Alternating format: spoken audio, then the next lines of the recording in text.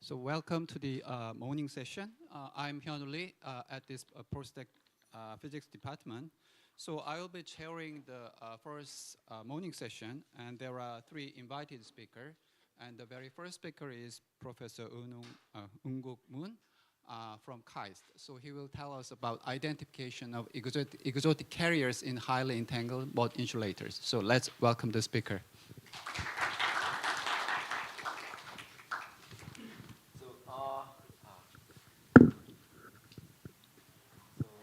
First, I want to thank the organizer.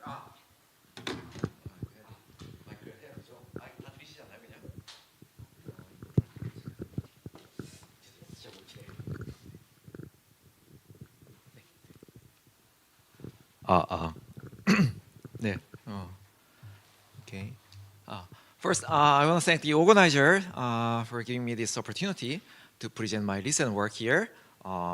So today I'll tell you about mud insulator, and I'm going to argue that we observe some interesting low energy excitations, and one of my goals is to explain and convince you that these data, the basically evidence of the presence of highly entangled mud insulators.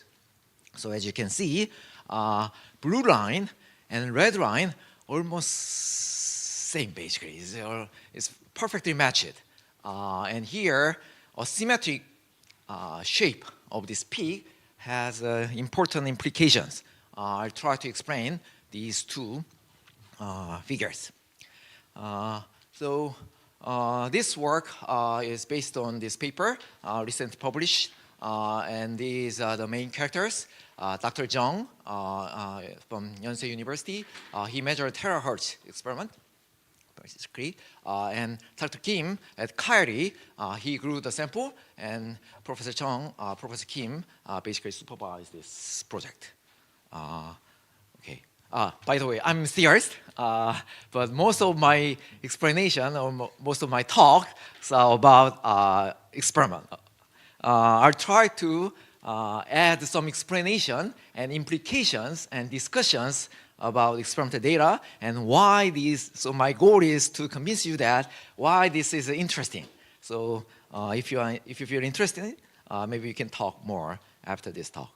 Okay. So if time permit, then I want to also introduce another interesting systems, so-called key-type quantum spin liquid, but I doubt that I would have enough time to cover this. But this work is in collaboration with the University of Tokyo, especially Professor Takashi Bauchi. And if you're interested, you can ask me later, and I'll tell you more about this experiment and theory.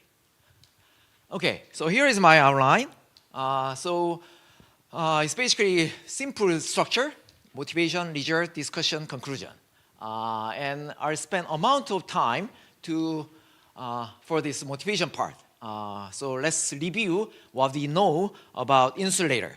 So then I can convince you that maybe our result might be interesting in some aspects of our knowledge, previous knowledge. Okay, let's think about the band insulator, which we are very familiar with.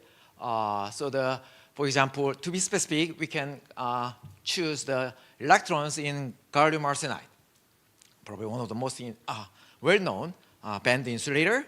Then this gallium arsenide is very popular and important. Semiconductor business is based on this material, basically. And this is the lattice structure, and this is the band structure. And so the way to understand this band insulator, or gallium arsenide to be specific, is that we can consider that this system forms a lattice system, meaning that we have a translation symmetry. And whenever we have a translation symmetry, there is always well-defined momentum. And in this case, it's pseudo-momentum, basically. Then, since energies are always well-defined, because of that, momentum and energy have a specific relations, and that's we call band structure. And for the band insulator, this band structure shows energy gap.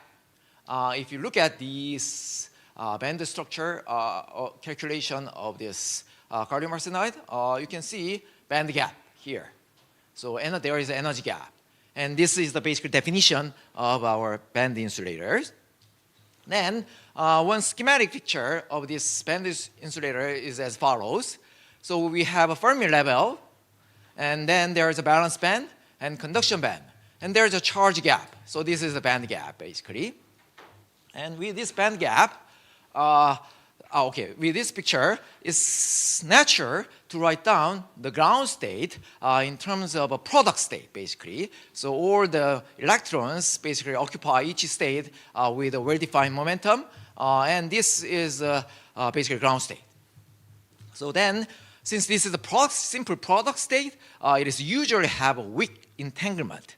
So band insulator is also quantum material, but this band insulator shows a weak entanglement because they are written in terms of product state, roughly speaking.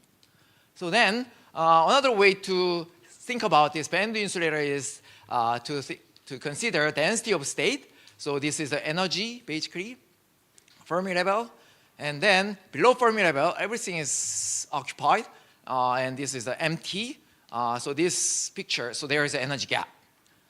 So this is a conventional picture.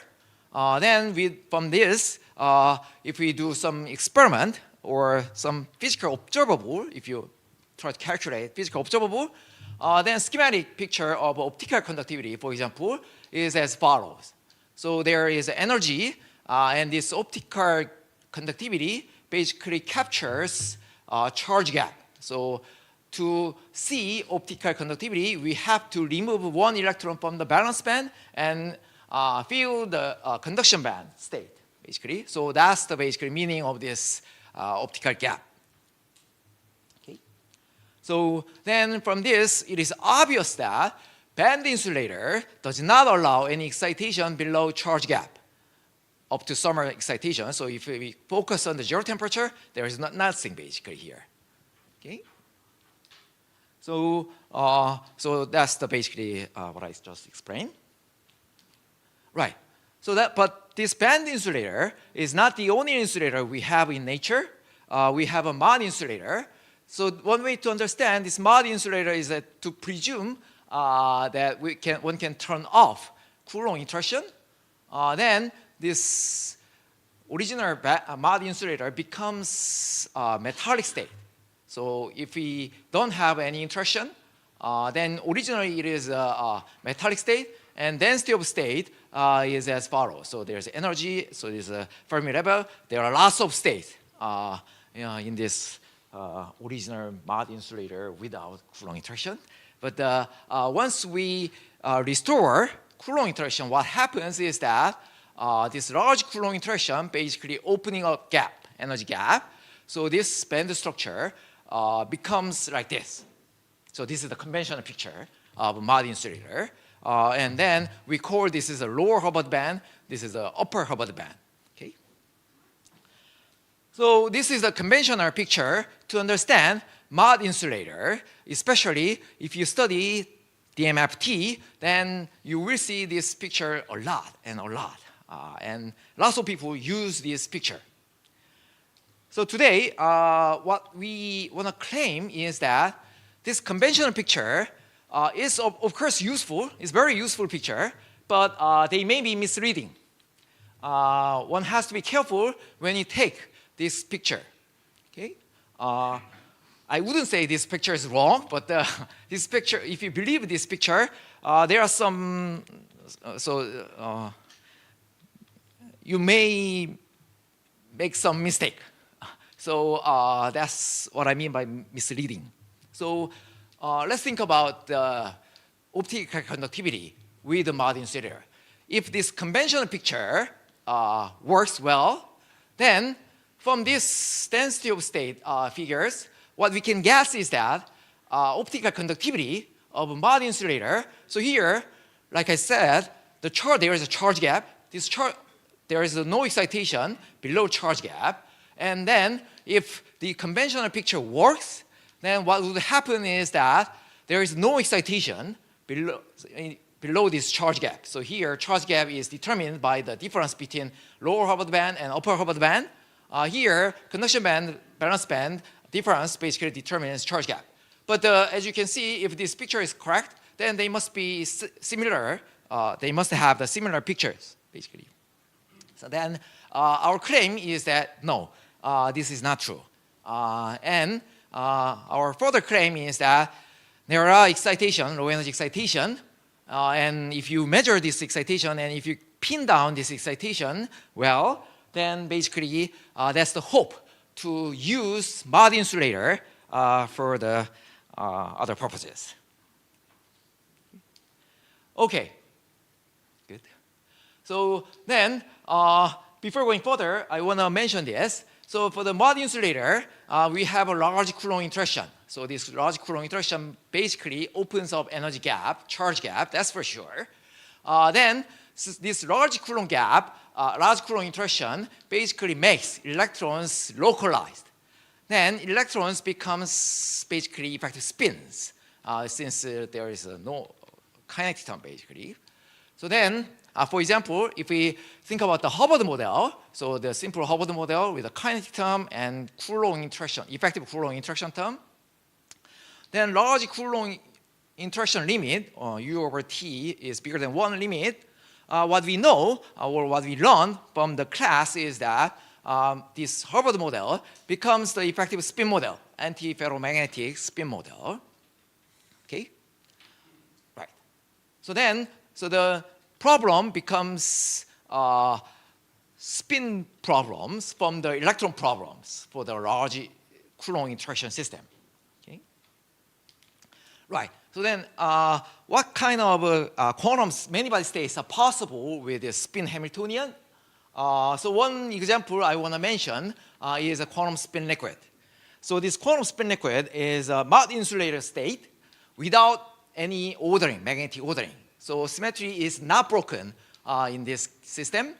So if symmetry is broken, what happens is that this broken symmetry state can form the product state. So entanglement becomes relatively weak. Okay? So then, so that's the reason why this quantum spin liquid is one of the most entangled many-body state.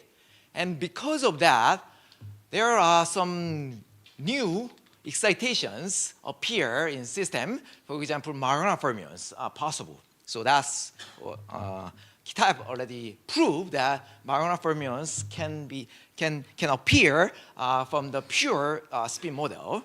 And there are lots of research on this quantum spin liquid. So this quantum spin liquid recently got lots of attentions from many quantum platforms, basically. So the one example is that superconducting qubit from the Google team, basically. They claim that they observe, sorry, this is a bit broken, but topologically ordered state is nothing but the quantum spin liquid in their quantum processor.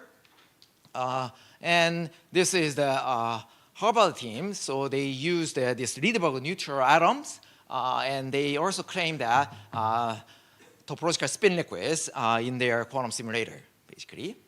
Not only that, in real material, there are some reports that, or claims that they observe spin liquid in real material, for example, alpha leucinium trichloride. Even though there are lots of debates so far, still we have hope to find this quantum spin liquid in quantum materials. Okay, so then to sum up, so there are several systems which observe quantum spin liquid. Superconducting qubits, they use the 30 qubit basically, but they claim that they observe spin liquid. Rydberg atoms, they use the 200 qubit, and they claim they observe spin liquid. And real material, of course, we have Avogadro numbers, spins or qubits, basically. Okay, that was my motivation. Then let me show you the result, our main result of the system. So this terbium indium oxide is AbO3 type system. They form triangular lattice, but this system has some special properties, meaning that among this triangular lattice, the center and the other atoms becomes inequivalent. by breaking some symmetries. So at least below room temperature, this structure is very stable. So in that case, so in that sense, this system becomes hexagonal system, not triangular system. But they are basically crossover between triangular lattice and hexagonal lattice, basically. And I think they become these facts are also important for this material. And there are previous reports on this material, but not many papers have appeared about this research, this one, because recently the single crystal is high quality single crystal started to be made in. So then, if you look at the several, so there are several physical properties. So substitutability, if you look at the magnetic substitutability, and as you can see, there is no magnetic ordering. Okay, and there are huge anisotropy in this system, and also weird behavior in AB direction. Magnetization is no. So it's the terbium 3 plus is the lowest multiplet is the non-Kramer's doublet basically, and the effective moment is large, and there's no hysteresis, and some first principle calculation estimate is that spin-orbit coupling is not small, it's pretty large. And this is the sample, basically. Okay, and then neutron experiment with a single crystal, as you can see, there's no peak. So there's no magnetic ordering to low temperature. And this blur behavior basically indicates that Gamlis behavior. And then from this optical conductivity measurement, what we observed is that there is a large charge gap. So this material is a very good insulator. If you look at this conductivity, if you measure conductivity, it's a very good insulator. So there's a huge charge gap. So it's a 2 eV. So its energy scale is large. Okay, so then these are the main results. So first, this is observed at room temperature, basically. So here for you guys, I work for myself. So this is the convention or conversion between different units. So as you can see, so this is a terahertz limit. So this is a real conductivity, optical conductivity. And then in this region, the blue is a power fit, basically. And power fit is like this. Okay? And then red is experimental, and red is experiment. And this inset, basically, this omega square, basically. And as you can see, perfect match between our perfect satisfaction of this relation. So then our estimation shows that alpha is 2, basically. So there are some errors, but we believe it's basically 2. And furthermore, if we go wider region, so then around 100 wave number, as you can see, there's a peak. So this peak is from optical phonon. So we know it is always there. Then what is interesting point is that this optical peak is broadened, and this optical peak broadening is asymmetric. So this is the interesting feature, and this is known as Fano resonance of this optical peak. And the indication of this Fano resonance is that this optical phonon basically couples with the excitation continuum. So what it means is that optical phonons is from this basically lattice, and low energy degree of freedom is basically described by spins, and these spins and the lattice couples. Then the indication of this Fano resonance is that this spin degree of freedom give us excitation continuum. Okay, and what it means is that there are lots of excitation, like Fermi surfaces, We are not arguing that this is the evidence of Fermi surfaces, but some continuum excitation, lots of excitations are required to reproduce this or produce this Barnum resonance. Okay, so that was a room temperature result, and then what we did is that basically we lowered the temperature, and as you can see, so basically there were no changes. And if you go very low temperature, then some multiplet related peaks appears, but we know the full information about multiplet, then we can basically get rid of these guys. Then this background is always survives, and they are not affected. So then, so from that, what we can conclude, also we can do the magnetic field dependence experiment. But basically, the message is that they are all stable. So, okay, so that was a result. So then, let me briefly discuss the implication of our result. So the implication is that in terbium indium oxide, there is a charge gap, huge charge gap. So it's about 2 eV. What we observed is that this is a kind of exaggerated figure. Basically, what we observe is this curve, and this curve have this power 2. Omega square behavior. Okay. So the meaning is that there are excitations below charge gap. So then coming back to my explanation before. So then if we consider this figure, so at least for the terbium indium oxide, our conclusion is that this picture, this conventional picture of a mud insulator should be modified. Why? Because we have this one. So this conventional picture may be misleading. That's my conclusion. And I want to emphasize that why this power law dependence at low temperature is important. Because first of all, again, this is the insulator. So it's very difficult to imagine the electrons carry these guys. So then we can consider other system which may have this power law frequency in optical conductivity. One class is the bi-semi-metal or quantum critical state of the electrons. Then this quantum critical system has this behavior. And for the bi-semi-metal is one class of quantum critical state. And if d equals 3 and g equals 1, and as you can see, it's a linear behavior. And from this figure, you can imagine how difficult this 2 would appear in nature, because in nature d is always 3. Then you must have g equal 1/2. That's basically very, very difficult. Okay, so then right. So then what is the identity of these carriers? So exotic carriers, basically. So that one candidate is already proposed by Patrick Lee and his collaborators some time ago, already 10 years ago.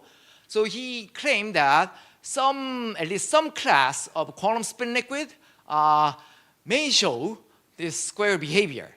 And their idea is that basically spin-on in quantum spin liquid basically effectively observe electromagnetic field by mediating some internal gauge field, and they claim that omega square would appear. But we are not claiming that we observe quantum spin liquid, because this interpretation is also has some problems. Why? Because energy scale does not add up, basically. Energy scale for the spin liquid, J, effective spin interaction, is important. But in our experiment, what we observe is a room temperature omega square behavior. Okay, so we argue that this is something new, maybe related to the weak mud insulator physics, or we don't know yet. So we need more investigation for this system. Okay, so then I think time's up. So let me conclude. So okay, terbium indium oxide is an interesting material. So this omega square behavior is very special. So maybe if you're interested, maybe we can talk more after this talk. Thank you very much for your attention. Okay, so this talk is now open for questions. So can you use the microphone? Thank you very much. Very nice talk. Few questions.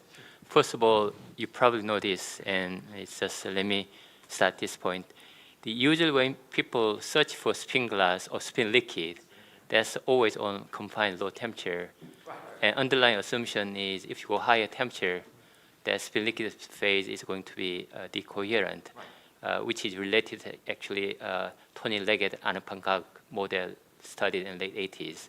And so that is actually a fundamental issue, how thermal fluctuation is going to kill the quantum decoherence.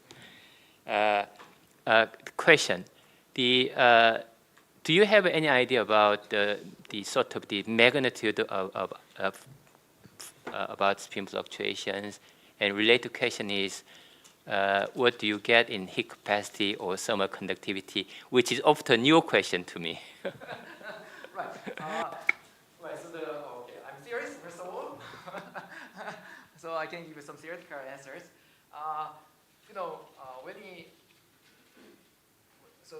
When we finish this work, we are also very surprised. So the omega square at room temperature, that's too much.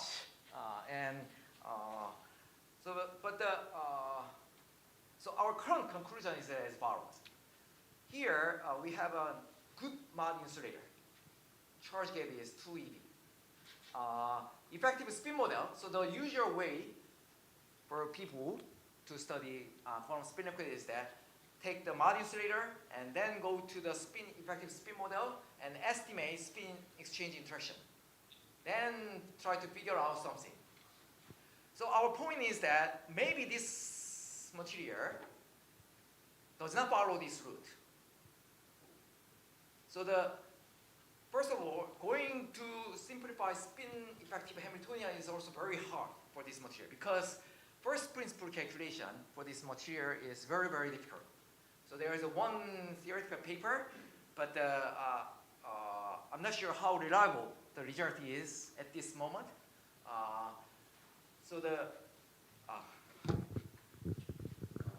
Right. Where were we? So I think maybe this is a kind of interesting new feature of mod insulator. I hope, basically.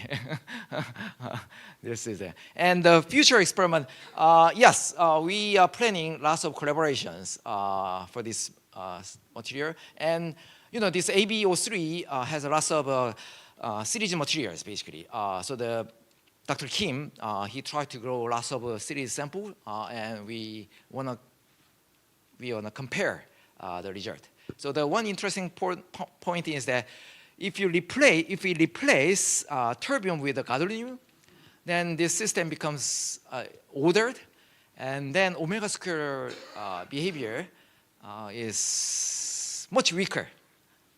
So at this point, I want to believe that this omega square is gone, but we are checking. Okay. Yeah.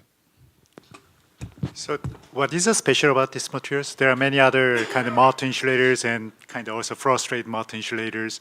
And then this is the first time probably seeing the omega square behaviors compared with others. There must be some reason for that.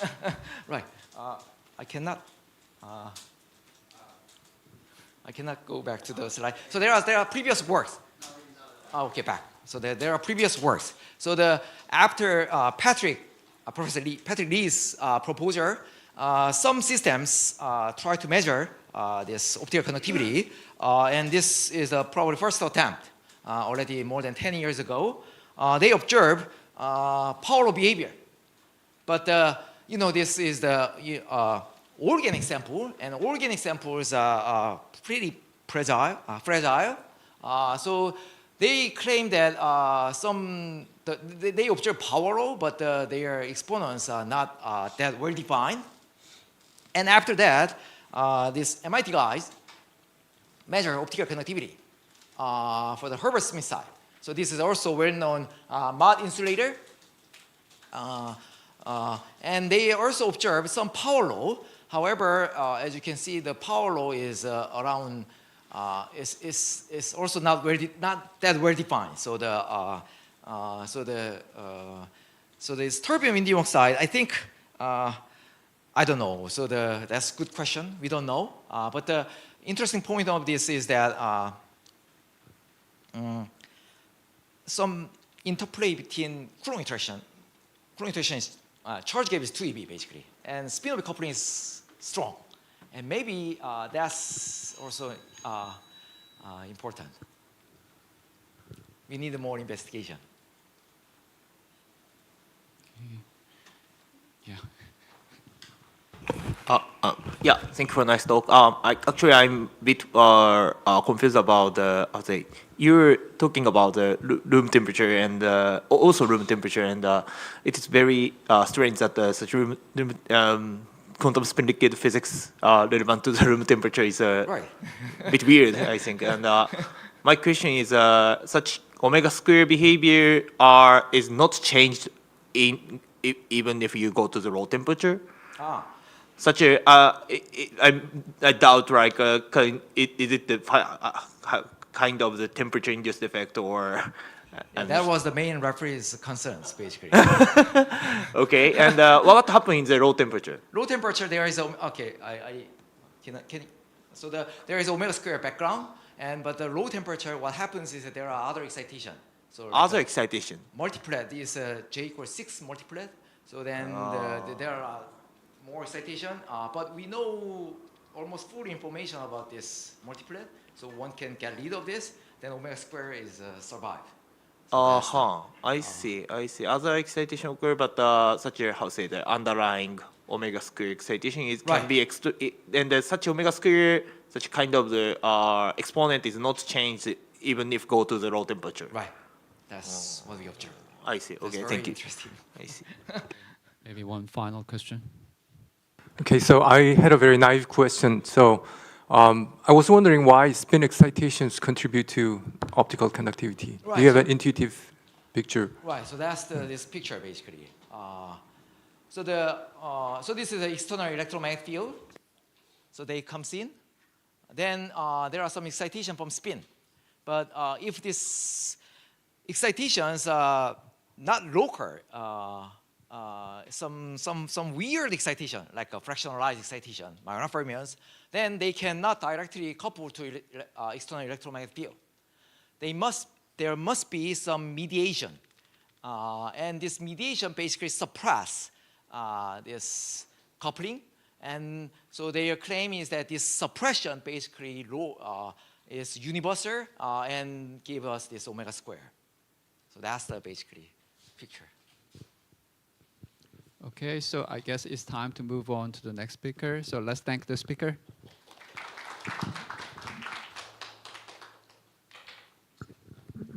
So the next speaker is Professor Bum-Jun Kim from Postech. So he will tell us about hidden orders in square lattice iridates. Okay, so I guess he is still making connection.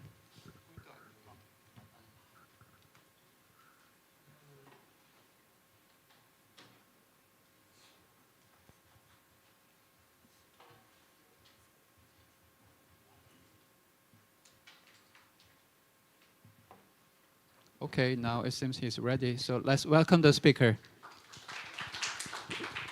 Okay, thank you for the nice introduction. And I would like to start by thanking the organizers for letting me be a part of this wonderful conference. So title has changed a little bit, but the contents are the same. I wanted to share you our recent discovery of a spin nematic phase in a square lattice iridate. So spin liquids, as explained by previous speaker, they have been sought after for many decades for their interesting properties, such as fractional excitations and topological orders. What makes their identification difficult is that they do not have a symmetry breaking order that allows to identify them unambiguously. But spins remain disordered down to 0 Kelvin. But they still have some structures that you can see, for example, in a spectrum of inelastic neutron scattering, which shows that spins are correlated over a short distance. And then spin liquids are believed to have a long-range entanglement. And there are different types of spin liquids which are classified in terms of their topology. So pneumatic is a phase of matter that have characteristics of both liquid and solid, and as such, there's a quantum spin version of it called the spinmatic, and as such, spinmatic shares some of the key features of spin liquids. But a key distinction from spin liquid is that there is a symmetry breaking order. So spin pneumatic, in principle, can be measured and identified. So square lattice is not a typical lattice one would look for frustrated magnetism. But in a strict 2 dimensions, Mermin-Wagner tells you that you cannot have a finite magnetic order at any finite temperature for a Heisenberg model.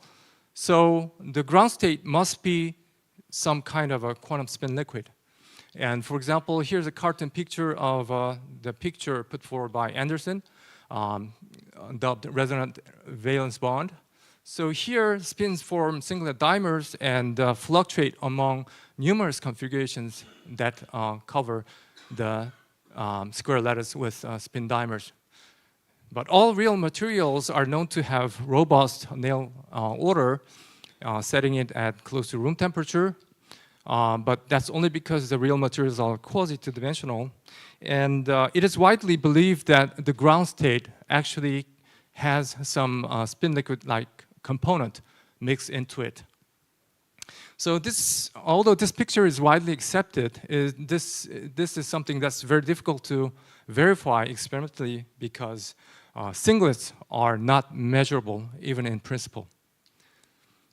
But what is not known well about square lattice Heisenberg model is that when the moments are canted, the entanglement between spins can manifest as quadrupoles.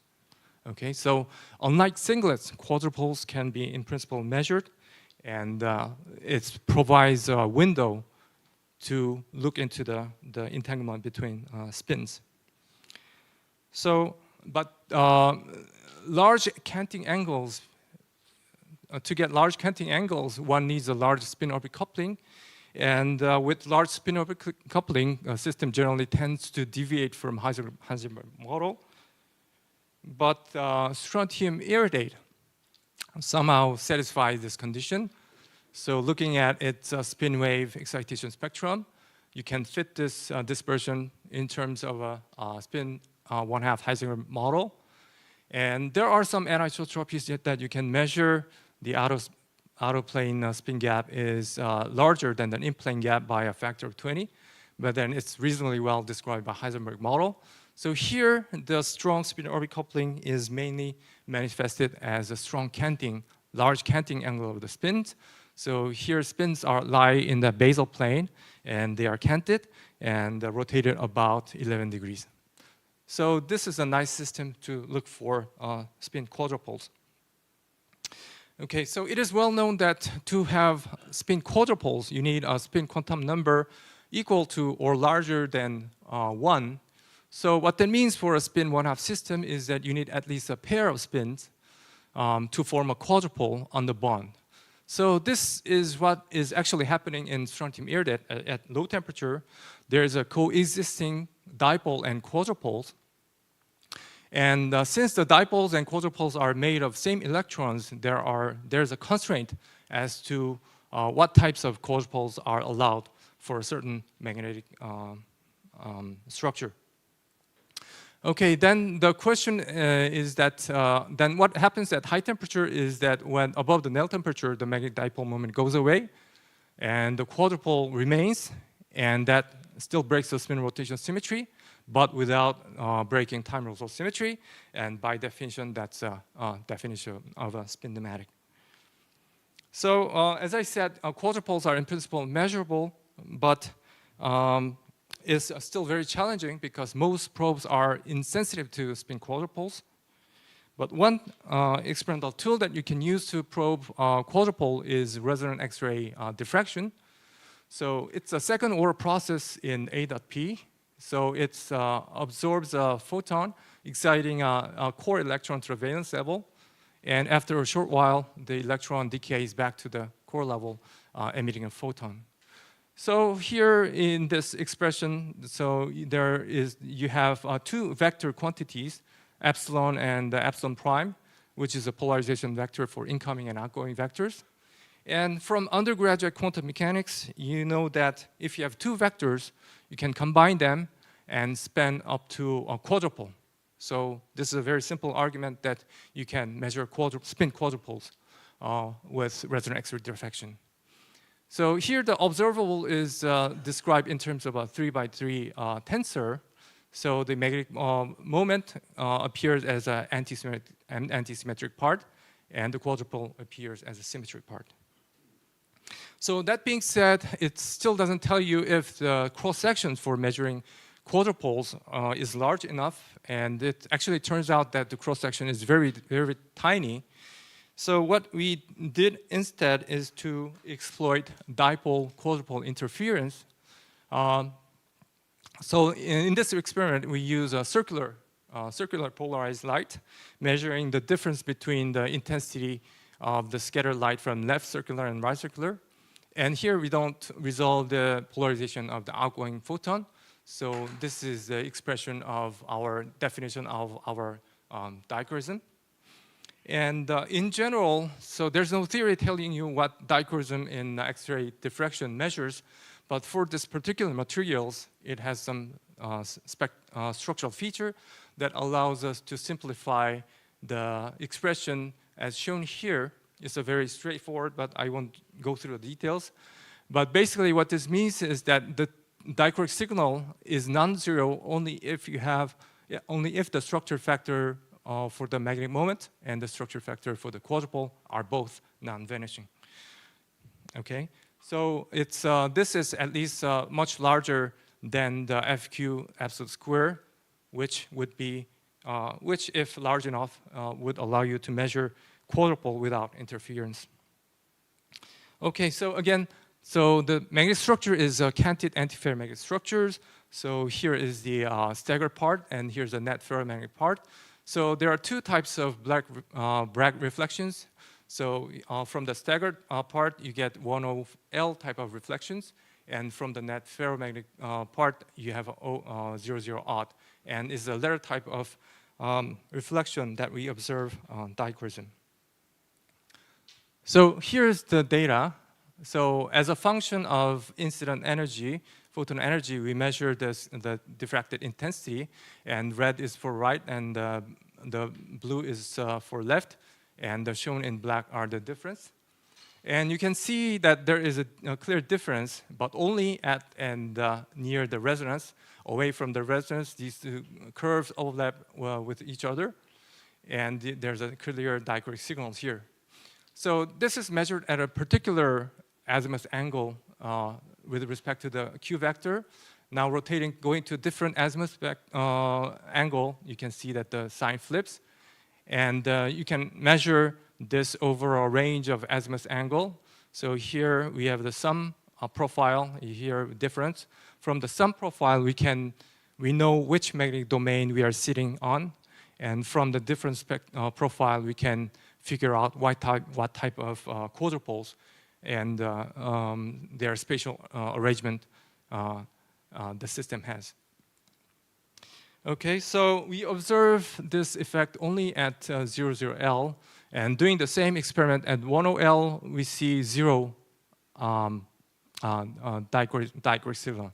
So what this means is that A, the quadrupoles are ferro-aligned and not antiferro, and B, the dichroic signal is not due to some extrinsic effect such as birefringence, and we can rule out such extrinsic origin.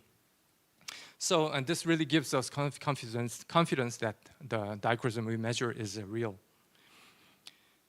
Okay, so now with the help of group theory, we can list all possible quadrupole structures allowed on the lattice having the space group I for one ACD. There are many allowed structures, but it turns out that there are only 4 that have non-zero structure factor. So this shown here exhausts all possible cases that you can have that you can measure with X-ray, labeled from gamma 1 to gamma 4. So these are all of these are 2-dimensional irreducible representation of the group that we are looking at. So here you can see that gamma 1, gamma 2 has different structures, but they use YZ and ZX type of quadrupoles. And gamma 3 uses XY, and gamma 4, X squared minus Y squared, and 3Z squared minus R squared. Okay? So now the total scattering amplitude is the sum of dipole and quadrupole, and we know the magnetic structure.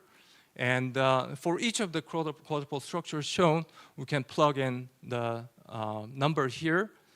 But what we don't know here, there's an additional factor, dimensional factor R, which is a small number, and which is why the cross-section for quadrupole is small in the first place. And it reflects the fact that to measure quadrupole, you need to be sensitive to 2 spins, right? So before the excited electron decays, it needs to hop between the nearest neighbors before decaying. So basically, this is a process like super exchange, and a crude estimate is like order of magnitude estimate is like 0.01. So there's a small number multiplied in terms of the structure factor for quadrupole, which makes the detection very difficult. So we can simulate the azimuth profile for each of the 4 structures, as shown here, and then comparing with the data, then the key feature is that it changes sign at azimuth angle 0, and we can uniquely solve the structure as being a gamma 1 structure. Okay, so the structure is fully solved as shown here. Now, quantum mechanics is sometimes difficult to understand intuitively.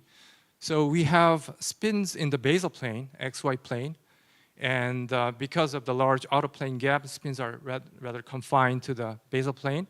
But still, it has a quadrupole that has a ZX component. So spins are fluctuating in and out of the plane. And this is something difficult to understand. But from a very simple 2-side calculation, it is easy to show that the ZX, YZ-ZX quadrupoles are the only ones that can be consistent with the given magnetic structure. So here's a 2-side model. So for 2 spin 1/2, you can write down an arbitrary wave function using basis, singlet, and triplet. So you have 4 states. So you need 8 numbers to describe an arbitrary wave function, but then -2 because there's a overall normalization, and you can fix the overall phase. So you only need 6. And now given we give another 4 constraints, so here's the magnetic dipole moment. We let the staggered part be along x direction and the net ferrule along the y direction. So these 2 are the only non-vanishing expectation values for dipoles, and the other 4 are 0. And so these 4 provide, with these 4 additional constraints, we can describe an arbitrary wave function consistent with a dipole moment. We need 2 real numbers. So there are many ways you can parameterize the wave function, but the way we do is we rotate to a local basis by rotating the local axis by phi c. So phi c is a canting angle. So, and then we parameterize the wave function as a function of theta and phi. Okay, so and we can do the synergy check and calculate the expectation value and confirm that these are consistent with the earlier constraints. And here again we have the staggered part and the net ferrule. Okay, and what's interesting is that among the quadrupoles we see that ZX quadrupole is only only the ZX quadrupole can be non-vanishing, and XY and YZ has to be identically 0. All right, so summarizing these relations, so what are the physical meaning of theta and phi? So here again, so here's on the left-hand side is the magnetic sector, and on the right-hand side is a non-magnetic. So we have a stagger moment and a net ferrule, and on the right we have a singlet and a quadrupole. So here the relation is very simple. So the phi c is a canting angle, so the stagger part goes as a cosine phi c, net ferrule goes like sine, and the magnetic sector has an overall factor sine 2 theta, right? And the non-magnetic quantities have overall cosine 2 theta. So if you saturate the magnetic moment, the expectation values for singlet and quadrupole will vanish. So it is only by reducing the dipole moment that you get a finite expectation values for singlet and quadrupole. And here's an interesting relation between singlet and quadrupoles. So singlet goes like cosine 2 phi, whereas the quadrupole goes like sine 2 phi. So they rotate into each other by phi. So what this means is that by canting the singlet in angle phi, you get quadrupoles. And in this sense, quadrupoles can be regarded as a proxy to measuring singlets. Okay, so now the next question is, do these quadrupoles survive above the nail temperature? So since we relied on dipole-quadrupole interference, we cannot use X-ray to follow the quadrupole at high temperatures. And for that purpose, we use Raman spectroscopy. So by the way, Raman uses the same second-order process. So basically, it uses the same process as the X-rays. So here, we already know from X-ray that quadrupole are of YZ and ZX type, so we know which polarization channel to look into. So it's the EG symmetry. And, if you want to have a Z component of the polarization, you need to measure on the side surface of the crystal, and because this system is a quasi-2D, it's actually challenging to do Raman spectroscopy on the side surface, but it turns out that it's doable. And you can see that at high temperature, the spectrum, we are only showing the low energy part, is basically flat and 0. But as you cool down, you get a surge of a quasi-elastic feature, and with further cooling, it becomes small again. All right? So what we are measuring is an imaginary part of dynamical susceptibility, and so we can do a Kramer's chronic transformation to get the real part of the static susceptibility, and you can see that it follows the Curie Weiss behavior very well, with a Weiss temperature estimated to be about 263 Kelvin. And it is very well established that Raman scattering on mud insulators operators can be expressed in terms of a bilinear combination of spin. So our data can be very naturally interpreted in terms of slowly fluctuating quadrupoles, which condense at the transition temperature. And if we go to a different symmetry channel, for example, A1G, here we see another emergent excitation popping up right at the TC. So here's the temperature dependence of the integrated intensity. And you can see that it emerges right at the TC estimated from the Curie Weiss. And shown on the right is the B2G magnons, well known from earlier studies. So you can see that magnons appear only below the Néel temperature, whereas this peak, which interpret as some Goldstone mode-like excitation for spin-nematic emerging at just below TC. Okay, I have, 4 minutes, including discussions. So let me be brief. So we have also measured spin dynamics using resonant elastic X-ray scattering. So there are ways to resolve the transverse and longitudinal part of the spectrum without resolving the X-ray spectrum. And let me just show you the result. So we are showing the excitation spectrum along the diagonal of the zone boundary. Here at pi over pi half, we see a well-defined magnon that appears exclusively in the transverse channel. As you go towards the pi zero, we don't see, at pi zero, we don't see any hint of single magnon.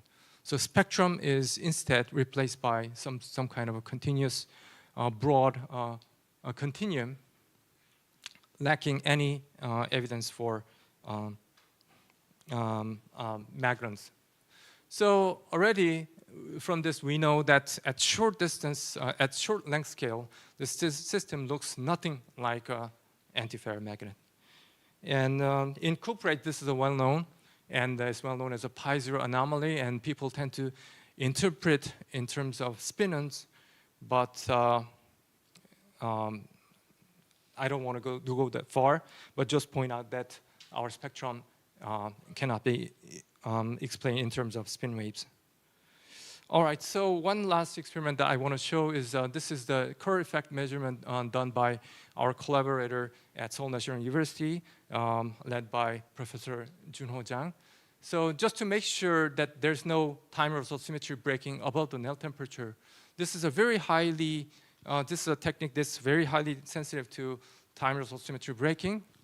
And our sensitivity is something like 3 times 10 to the minus 5 Bohr megaton per ion. And within this sensitivity, we don't see any evidence for time result symmetry.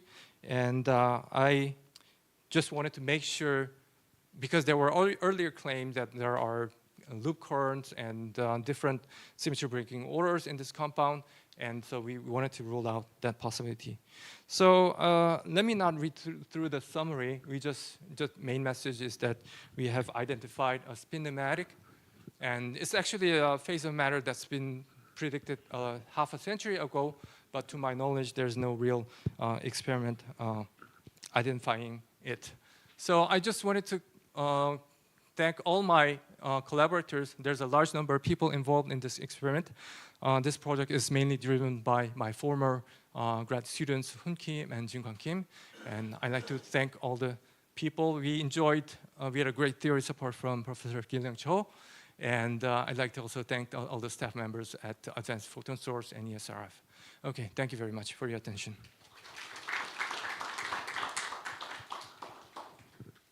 Okay, so any question?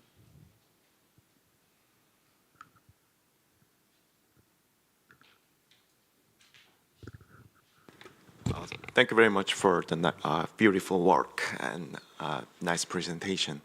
Actually, you mentioned that there's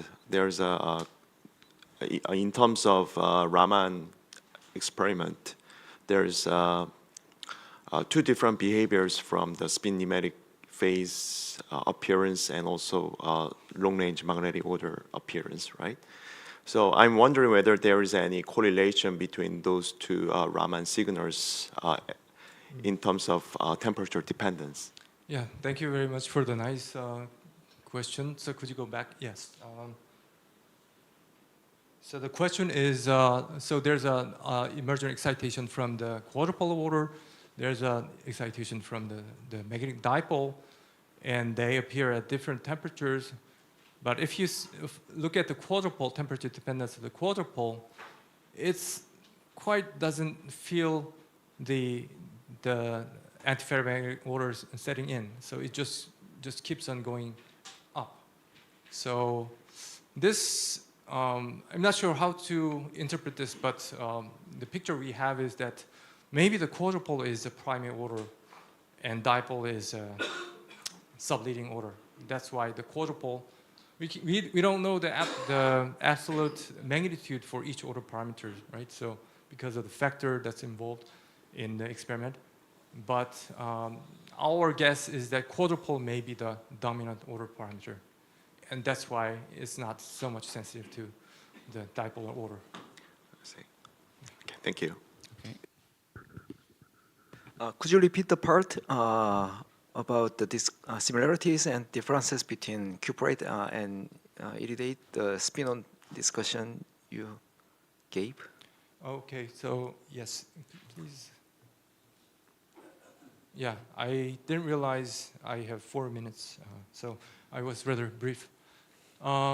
Okay, so cuprates, if I go back to this slide. So this is some copper compound, organic compound, and you can see that it shows a beautiful spin waves. Organic compound. Yeah, I forget the exact compound, but it's a squareless compound, and in any case, this is a universal feature observed across many different types of cuprates. So you can see that there's a spin wave dispersion, but on this part of the brilliant zone, close to pi zero, there's a missing spectral weight. Okay, so this is known as pi zero, and if you look at the actual spectrum, so this is the pi zero spectrum as compared to pi half. So there's some tail, right? So there's a magnon intensity followed by some broad tail. There's also tail at pi half, but by doing polarized neutron scattering, you can actually resolve the transverse and longitudinal part. So everywhere except pi zero, you can see that this tail appears only in longitudinal. So they are two magnons, multi-magnons. But close to pi zero, this tail appears in both transverse and longitudinal, i.e. they are isotropic. So, and the question is, how do you get isotropic continuum out of, can you get isotropic continuum out of magnons? And that's very difficult to explain in terms of magnons, and that's been the basis for claiming spin-ons. And this is exactly what we see in iridates also. Yes. Thanks. Okay, maybe one final question. Yeah. Yeah. Yeah, thank you for a very nice talk. And I'm not so familiar with the quadrupoles, but I'm curious about why, the resonant X-ray or such a Raman scattering is unable to capture the such quadrupole. There is a theory, but what is some intuitive way to understand that, like a higher order response is relevant, or some distinction for the what is a good probe? What is the condition for good probe to the nematic? Okay. Stuff. Okay. So here, okay, maybe I went through this too quickly. So we have scattering amplitude is scalar, and our probe has two vector quantities, right? So that means that the scatterer has to be a 3x3 tensor. Right? And then you can, if you have spherical symmetry, to be rigorous, you have to do this for point group symmetry, but the argument is much simpler for spherical, in which case you can expand the two vector quantity in terms of angular momentum, and then you get L equal to 2. And this combination of polarization vector allows you to couple to quadrupoles. Right, so you need a probe that has. I see. Two vector epsilon 1 and epsilon alpha, epsilon beta is such an existence of two vectors is necessary, right? Yeah. Okay. That's the necessary condition. You mean is there like a higher nonlinear response, or would help other way to get such a quadrupole response? Like a nonlinear optical response or a nonlinear. Yeah, that's a very good question. So, in any case, you would have subtle symmetry breaking, spatial symmetry. So, in principle, with like second harmonic generation or third harmonic generation, you should see subtle symmetry breaking. I see. Maybe. Okay, thank you. All right. Okay, so let's thank the speaker. Next speaker is Professor Kil-Young Cho, again from Postech. So he will tell us about emergent quantum phenomena of a non-central symmetric charge density wave in 1T transition metal D-chalcogenides. I guess he is making connection. Okay, I guess he's ready. So let's welcome the speaker. Okay, so as like other speakers, I changed the title, and also change the content. But, but anyway, it's about the theory of emergent phenomena in the 1T TMD materials. So I'm going to tell you very simple two stories. The first one will be about the non-Fermi liquids and superconductivity observed in the experiment 1T TMD materials. And the second part will be about proposing noble charge density wave structures in the TMD materials and the potential spin liquids emerging out of that. And then I'm going to conclude with some remarks. So let me start. So the first part will be based on the one Nature Communications and two PLL papers we produced several years ago. And this work is done in collaboration with Masaki Yoshikawa at University of Tokyo and Han-Ung experimentalist local here. So let me start. So 1T TMD materials is a wonderful place to look for the intertwined physics between the charge density waves and the correlation physics. And most well-known example is the tantalum disulfide. If you change the temperature, then you see a sequence of transitions from the incommensurate CWs, nearly commensurate CWs, and commensurate CWs. So essentially at the lowest temperatures, what you see is that the certain tantalum atoms cluster together to form a Davis star, and then it turns into the multi-insulators. And what was interesting about this was that if you pressurize it or gating or doping or disorders, what's usually happening is that this very well-developed charge density wave state is partially melted into the nearly commensurate CW states. And what's more interesting about this is that usually the superconductivity in these materials are preempted by this kind of like partially melted version of the charge density wave state. And the tantalum disulfide is not the only example. For example, in the titanium diselenide with the temperature gating, you have a CW state which is partially melted, and you see that there are like domains, and in between you have domainers. And then it was shown that indirectly that the superconductivity in these materials are originating from the domainers, which are expected to be metallic. And then in this experiment, people also observed the non-Fermi liquid transport where the resistivity goes like temperature to the some power, which is different than 2, signaling that the correlation effect may be very important in this case.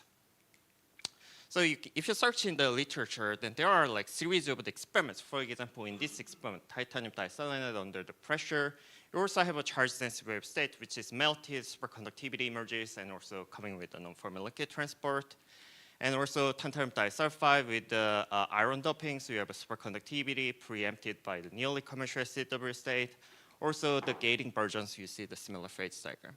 So what you see basically here is that there is superconductivity and non-Fermi liquid behaviors inside this partially melted CW state. So the question I asked as a theorist after seeing the experimental data is what's actually going on in this partially melted CW state? Why do I have a superconductivity and also the non-Fermi liquid, okay? So for that, we decided to perform the STM experiment in this nearly commensurate CW states. So we essentially go to the this regime, which is slightly above the melting temperature of the commensurate CW state. And this is what we saw in the experiment. I think it's very beautiful. So here are a few points you can easily note. The first one is that there are like domains or islands inside which the charge density wave order is intact, okay?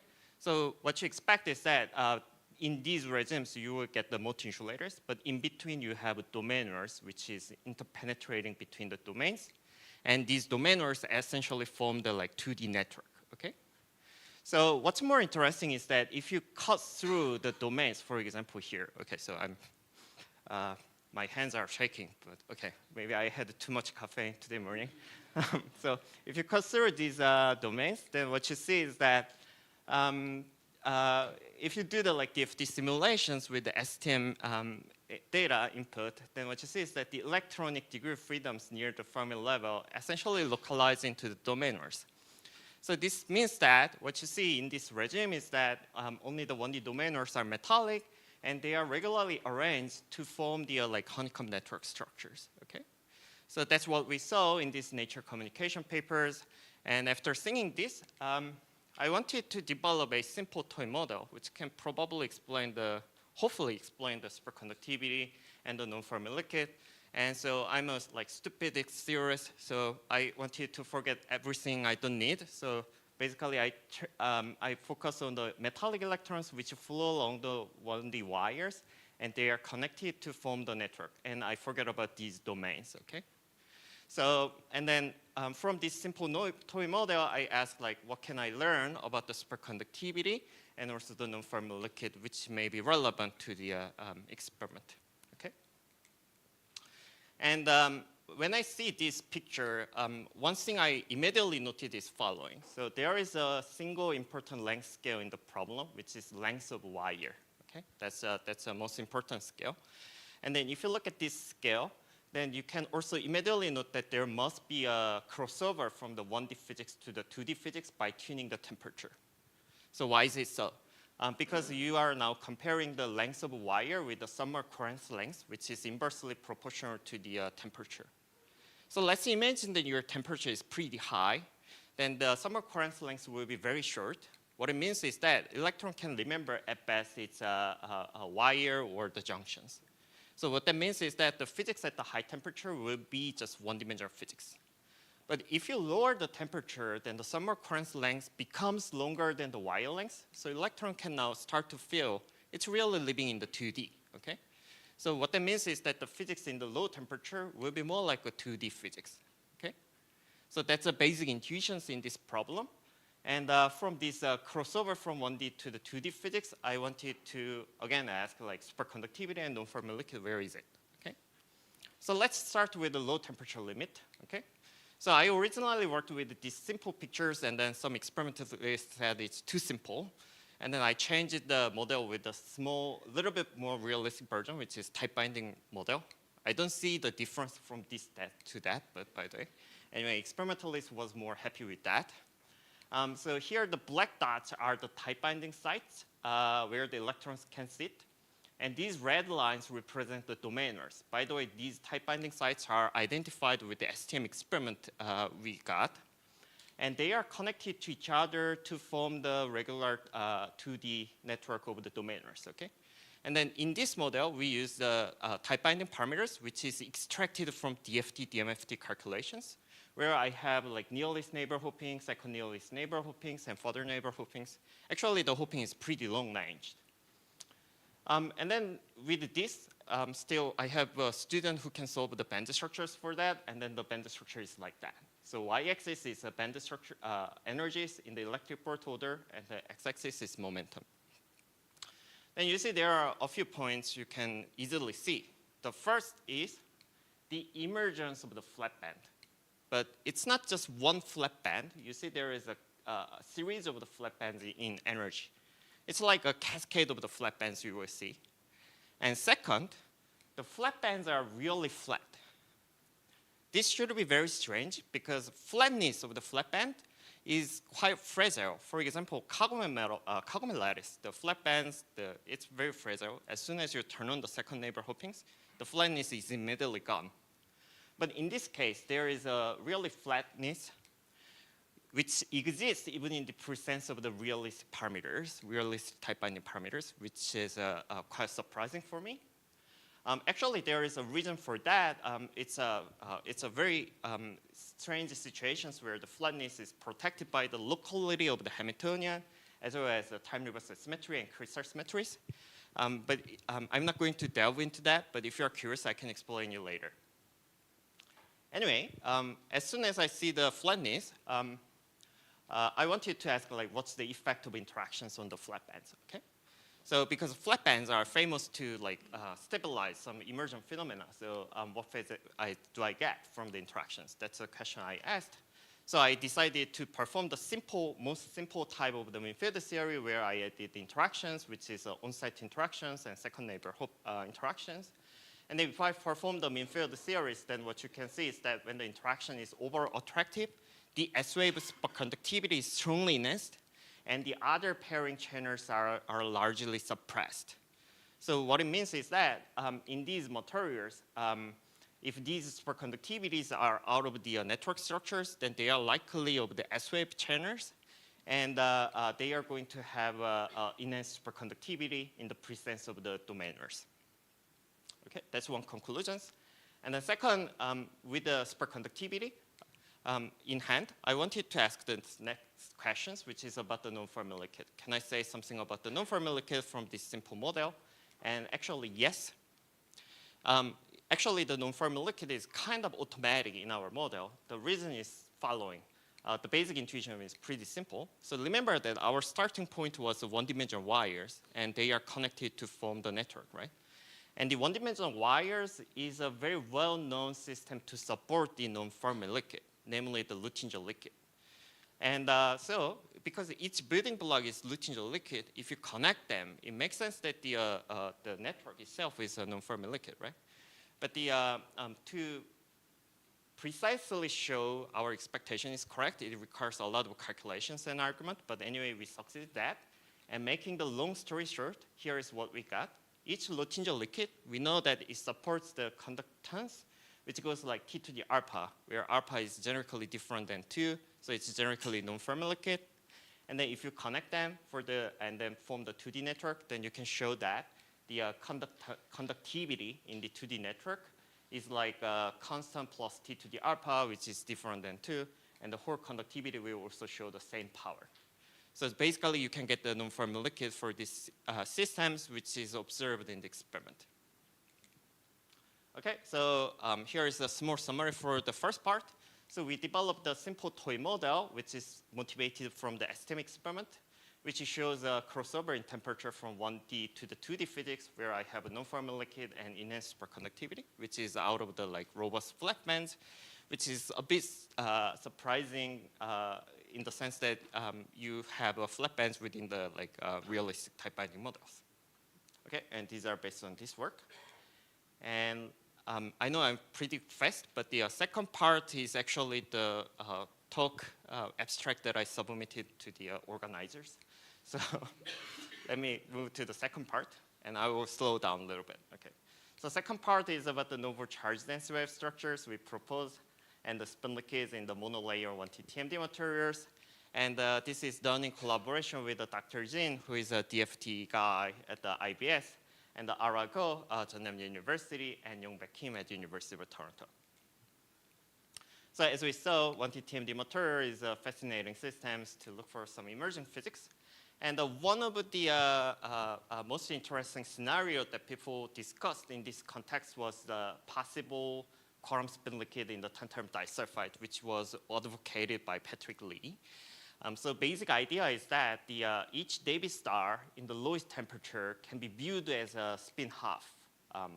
And then they are forming the triangular lattice, which enhances the quantum fluctuations. So it's a natural place to look for the quantum spin liquid, even though these days this story gets complicated because of the non-trivial interlayer couplings. But after this paper, people looked for other possible systems which show the similar behaviors. For example, the monolayer tantalum diselenide, monolayer niobium diselenide, so which have the Davis stars and show the Mott gaps in these samples. And for example, in the tantalum diselenide, some of the STM experiments were claimed that to be consistent with the spin liquid behaviors. And anyway, in these systems, the conventional structure that people come up with is a Davis star, where the certain M atoms cluster together to form stars, which actually gives a very nice explanations for the spectral gap, which was observed in the STEM experiment, which is multi-insulators. But let's say you make a step back before go further. Then you can see, if you look at what happened to other CW structures, CW materials, then what you usually see is following. So multiple different CW structures, they often compete closely in energy, and sometimes they even appear together within a single sample. For example, in the 2H MBSE2, there are like two types of the CW state, orthorhombic and hexagonal, and then they appear in a single sample. And in the Kagome metal case, the Star of David, Star of David, and so on, there are like complicated stories about that, which have a very close competitions. So seeing these, you can ask the following. Is there another charge density wave patterns other than the Davis star in the 1T TMD materials? And if there is such one, then what will be the physics? Okay, those are the questions we asked. And indeed, in our paper, we propose one new structure, which we called as an anion-centered Davis star. So let's imagine that I'm talking about 1T MX2. then in the usual Davis star, what's happening is that the 13 N atoms move toward the central M atoms. Okay, that's how you form the Davis star. But in the anion center structures, what's happening is that it's clustered toward the X atom instead of M atom. Then you get these kind of structures. Okay. And one interesting feature about this new structure is the symmetry. For example, in the Davis star structures, which is conventional structure, 1T-MX2 is you have M layer in the middle, which is sandwiched by top X layer and bottom X layer. And the Davis star is inversion symmetric in the sense that if you look at the bonding networks of the top X layer and bottom X layer, then they are the same, basically. So that's why you have inversion symmetry. But in these new structures, the top X layers, which is the yellow lines, and the bottom X layers, they form entirely different bonding networks. What it means is that it breaks the inversion symmetry explicitly. Okay? So we have at least one new structure which gives a very interesting symmetry breaking. So we are happy, and then we move to calculate the energy in the DFT, within the DFT. Okay? And this is what we got. So we computed the energy difference from the Davis star and our new structures for the tantalum disulfide, diselenide, niobium disulfide, niobium diselenide. So these are the 4 compounds that experimentalists told me to investigate. And then the energy is positive. What it means is that our new structure is unstable, unfortunately, as usual, as theorists predict. But if you look at these, if you look at the energy difference, it's merely electric volt, meaning that the energy difference between the new structure and Davis star is tiny. Okay? And so you can ask, like, maybe in the experiment, there are a lot of things going on, so there may be some chance that we can stabilize the new structure. Okay? So with thinking this, we decided to look back what people saw in the experiment. Okay? And indeed, we found some experiment which is more consistent with ours. Let's look at these tantalum disulfide. By the way, this is a monolayer, sorry. Tantalum disulfide, which is a conventional Davis star. So this is DFT simulation, and this is what people saw in the STEM experiment. So what you see is that in the DFT simulation, you have very nice triangular shapes which have like overlapping centers. And in the experiment, you see the same features. Okay, very nice. But if you look at this experiment, tantalum diselenide monolayer, then the triangle seems to be absent, right? And actually, the new structures, the DFT simulation gives you something like blob structures, like honeycomb type symmetries. And this data seems to be more consistent with that. Okay? Is this the only experiment? It's not. Actually, if you look at the MBSE2, this is MBSE2. So one experiment, you see a very nice triangle, which is consistent with Davis star. Okay, very nice. But if you look at this experiment, you see it's more close to this new structure. Actually, if you look at these sides, then they are more closely related to this. Okay, so they are the same samples, and we are looking at the same similar energy cut, but there seems to be new structures. Okay, but even with that, the possibility of these alternative structures have been overlooked in the literature. So we proposed one new structures, and having seen these new structures, we decided to look for the electronic structures, because new structures means the new electronic properties. So we look at the electronic structures. So let's imagine that I'm looking at the tantalum disulfide, okay? And I compare the Davis star and the new structure, okay? And what you see is that in both cases, you have a flat bands, kind of flat bands, which is well localized within the charge density wave gap. But in the new structures, there is some splitting, okay? Which is due to the Rashaba couplings, which is originated from broken inversion symmetry. So let me compare these two. Then you see that these two also support the flat bands, which are also half-filled, and they are forming the triangular lattice. And this case is multi-insulator when you turn on the correlations. So you can ask, like, what's going on in this material, okay? So to investigate that, we performed the DFT plus U calculations for monolayer MBS2, for example. We calculated the 4 compounds, DFT plus U. And DFT-U plus calculations at zero correlations, I have a nice flat bands. But if you turn on the like small u, then you see that the clean mode gap starts to open up. And actually, the similar observations, similar results are obtained for other compounds. And what's more interesting is that if I look at the experimental data, which show the consistent topography with the new structures, then in the DI-DV cut at the 0 energies, you see there is spectral gaps. And if these are really the new structures, and if there is no unintended doping happened in the experiment, then this gap is naturally expected, explained by the mode gap. Okay? So I'm running out of time. So because seeing the mode gap, it's natural to ask like, what's the physics of the mode insulator, right? So we performed we started with a tight binding model from the DFT calculations, and we derived the approximate spin models using the like strong coupling limits. Then I get the like S.S terms, like with the nearest neighbor, second nearest neighbor, third neighbors, and with the D and J parallel, which are the spin-orbit coupling originated from the broken invergence matrix. And because I'm running out of time, so I'm serious. So when I see the triangular lattice, and it's natural to look for the most exotic possibility, which is a spin kit. So what we did is refractionalize spin operator into the fermions and then try to minimize the energy, okay? And there are huge sets of the spin kits that I need to consider in this system, but my students succeeded that. Anyway, I compared the energies of spin kits and magnetic orders within the so-called variation Monte Carlo method. And this is what I got. So z-axis is spin-orbit coupling, and x-axis is J2 and J3, which are the parameters. And most of the regions, the blues and the yellowish, red, they are all classical magnetic order. Unfortunately, they are filled by the magnetic orders. And the many materials are sitting inside the magnetic orders, and this green is the spin liquid.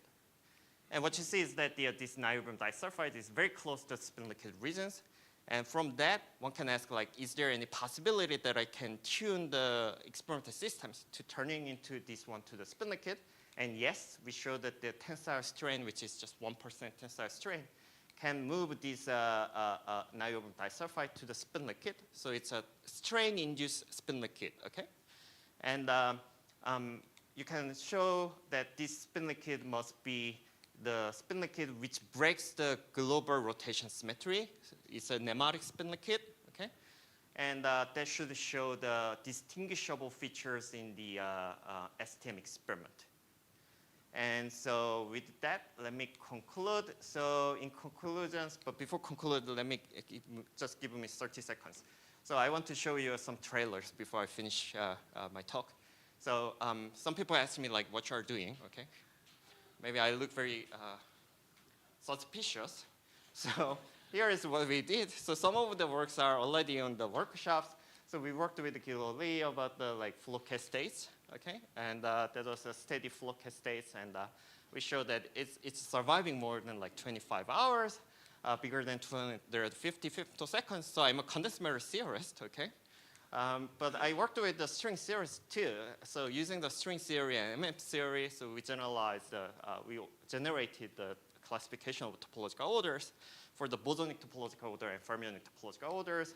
And so we also worked with the Jaeyoon Che, who is sitting there about the error corrections, but I'm still condensed matter theorist, okay? And then we show that the, without error corrections, the signal dies, but with the error correction, you get the boosted data, okay? And also we worked on the like topological insulators and exciton condensate and so on. But anyway, this talk was about the TMD materials and superconductivity, non-formal liquid, and spin liquid. Okay, that's all. Thank you.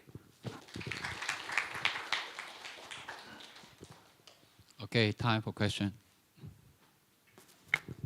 A very interesting talk. I really enjoyed. Probably comment first and then question.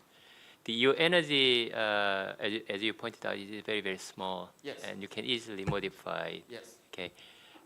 So depending on things, as you mentioned, strains, Right.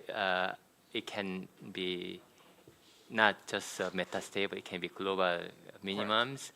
And when people make monolayer, I guess obviously people put the sample and there will be some strain. Okay, that's Right. that's number one. But the question is, So it is actually quite surprising that David star emerging from the tantalum disulfide. It's a beautiful pattern. But if you look at that, it's extremely amazing how you can, on Earth, that particular one set of state emerge out of 13 atoms. And I always thought there must be some phonon involved, right? Okay. So my question is, can you identify one particular phonon can stabilize that's your particular things? Very good. So actually, I asked the DFT guy to calculate the phonon spectrums and identify which phonon it is, and then he complained that would cause too much calculations. So, so I think that's a really good question, and it's related to the ferroelectricity, likely. And we are under calculations about that. Right. Okay. Let me tell you one more motivation.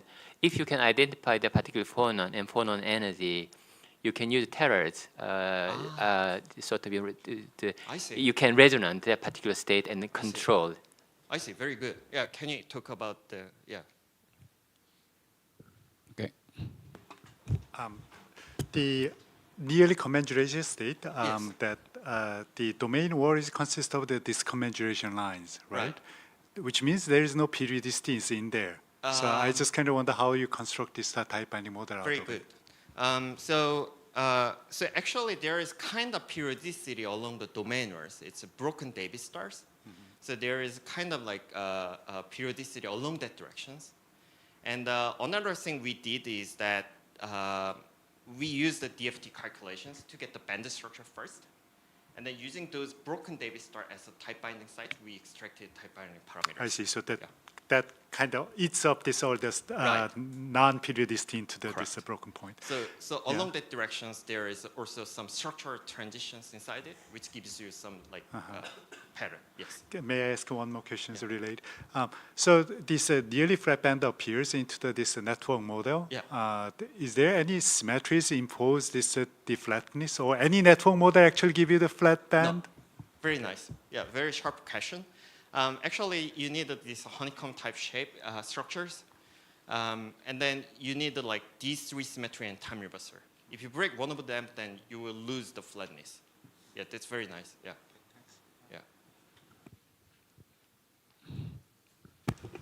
Thank you for a nice talk, and I have two questions. One is about so such a new type of David star-like stuff. Is it also appear in bulk? I suspect no. Okay, you just thinking about the single Monolayer, monolayer.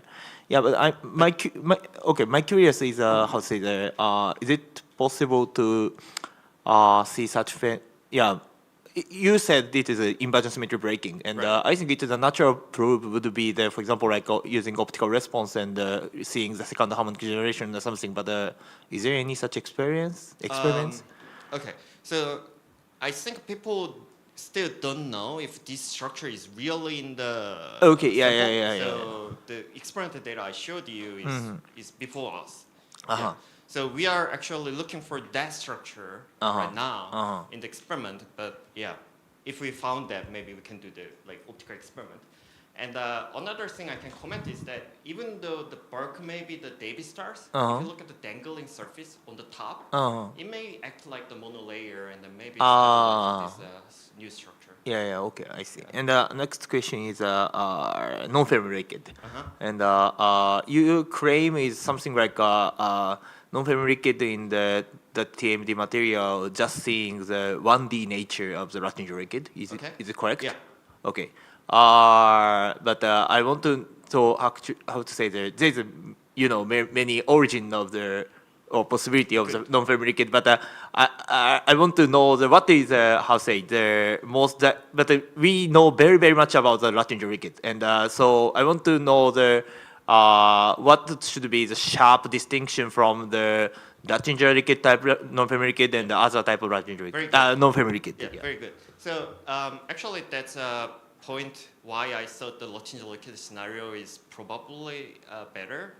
Because in this experiment, if you tune the experimental parameters, then the exponent changes smoothly.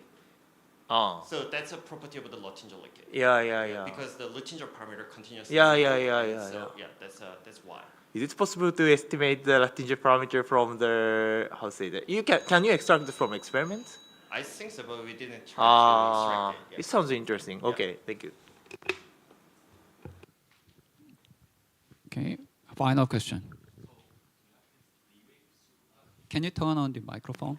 Yeah, it is Okay. now on. So you have this D-wave superconductivity when you have this repulsive interaction, Yes. but your system is a honeycomb lattice, and Yeah. how does this symmetry match? And Well, D6, you have D plus ID and D minus ID as a like E representation, right? No? So you don't have a like dx squared minus y squared, but you still have D plus ID and D minus ID, which is degenerate, yeah. So, and then I think we look at the D plus ID, yeah. and your system is like a half field, like the It cuprate, doesn't or need to be half field. Yeah. it's It's a nearly commensurate state, so. Yeah. okay. Yeah, thank you very much. Yep. Okay, I guess the time is up, so let's thank the speaker. So the first morning session is over, and we will have a 20-minute break, and so we will resume at 10:50.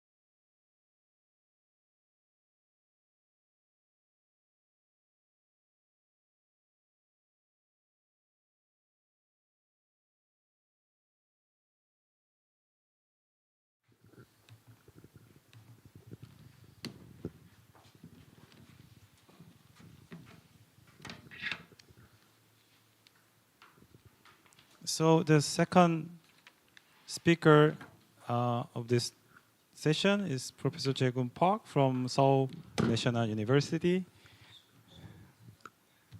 And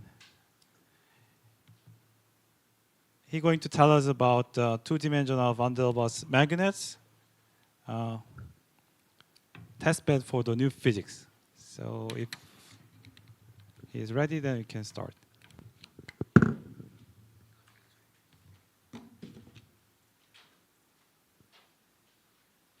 So, okay, let's welcome him. Thank you very much. Thank you for the introduction. And I should thank the organizer for kind invitation. This is absolutely very interesting conference. And I didn't change actually title. Instead, I actually decided to insert a small point because for the sake of the university conference names, I thought I should add quantum. When I saw the list of the speakers, everything has quantum except for a few talks. There is some reason why I decided to do that. Actually, there is some connection. My talk is going to be all about this particular system equal PS3 to the van der Waals magnet, but I somehow organized my talk to share some of the idea I am having, actually, not idea, question over the last more than 10 years, instead of actually showing my data. So if you see the less of my data, that's because of my design. I guess quantum material is now the buzzword. Everyone sitting in the audience can say something about that. At the risk of appearing presumptuous, let me show this slide. I'm showing this slide to justify that I'm actually thinking of this problem for probably longer than anyone else in the sitting in the room. So this is article, not mine actually. This is Hang-ok Chung's small article for Nature Quantum Material, and it's well, according to record he's searched, there are two people who used that particular words, 2012, Joe Orenstein and me. Actually, I led big project at SNU in 2011, Center for Quantum Materials. And that was the beginning of some question I'm probably shared today. I'm working on the magnetism. In magnetism, entanglement is actually quite a has a long history. It's not quite well known outside the small community of magnetism. You all talks about actually the magnetism, you assume that's quantum, but actually using classical language. Language using is actually Louis-Néel's language, vector, right? Okay, but actually earlier than Louis-Néel, 3 years earlier, Lev Landau constructed actually right wave function, quantum entangled wave function for antiferromagnet, and this is what he used. Okay, this is a simple exercise for student, even for professor. Okay. Néel's classical phase is ground state for ferromagnetic Hamiltonian, but Néel's antiferromagnet is not. Okay, this is simple quantum mechanics exercise. If you haven't done that, do. So the correct language you should use is quantum entangled antiferromagnet. But still, almost last what, 80, 90 years, we're still using Louis-Néel's classical language to describe antiferromagnet. Why?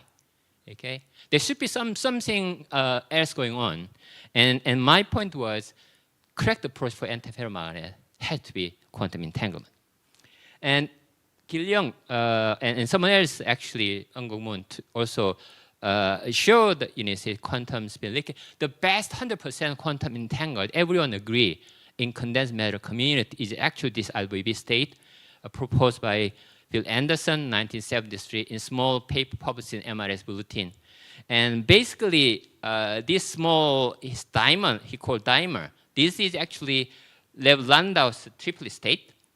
Okay? The big difference is now the wave function had to be not just one set, in every possible pairs of a superposition.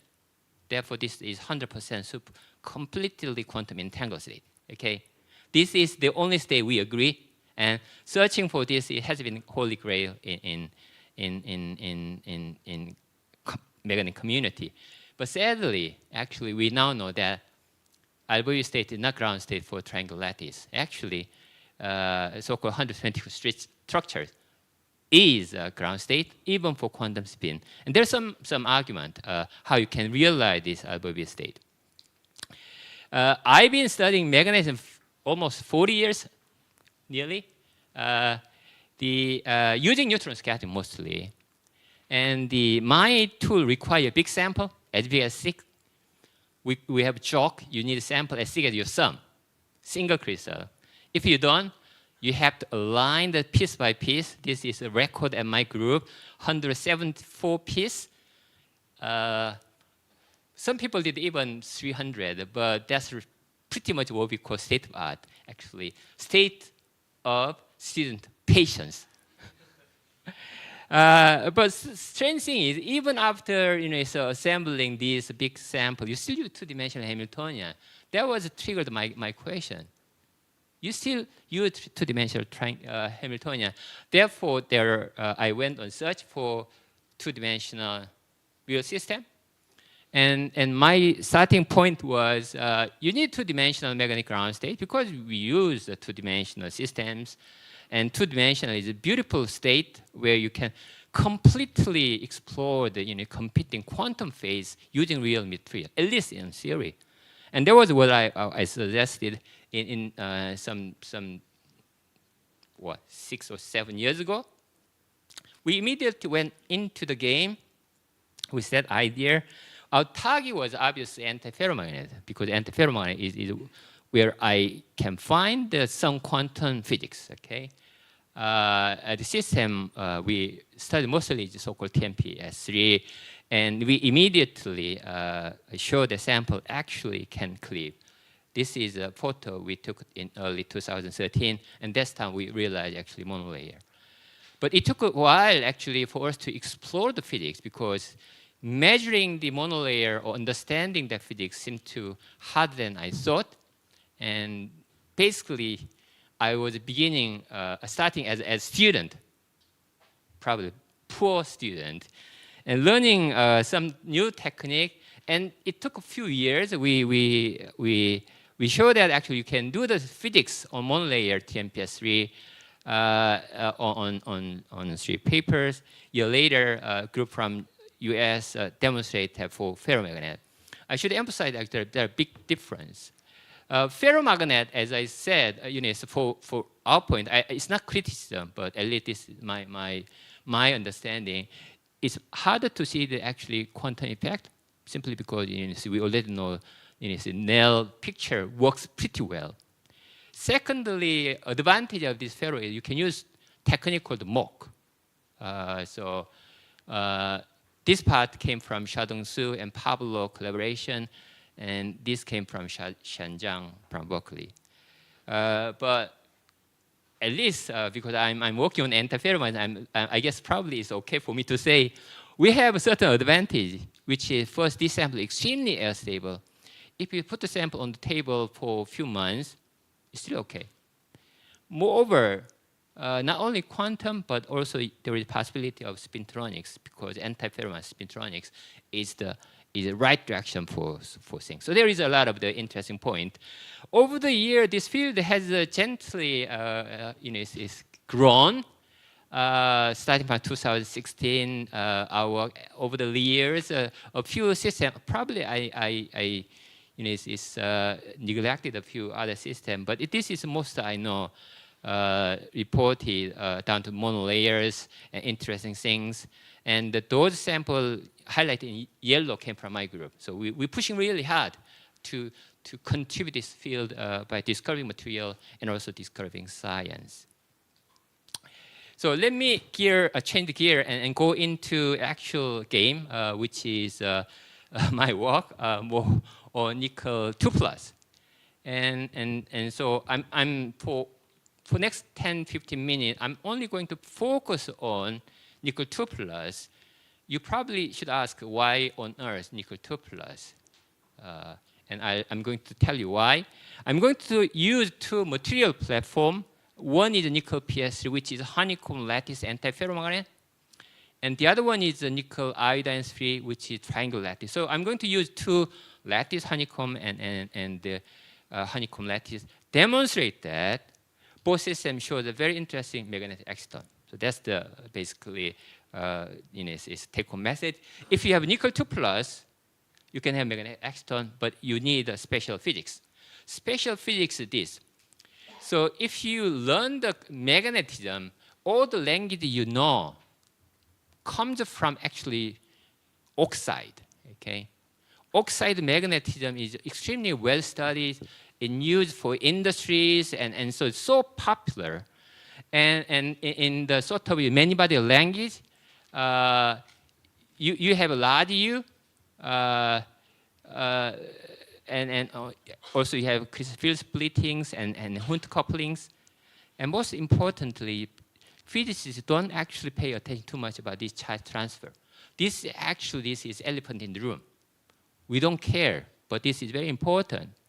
The point is, if you go to these van der Waals, halide, and chalcogenide, everything remains almost the same except for this charge transfer physics.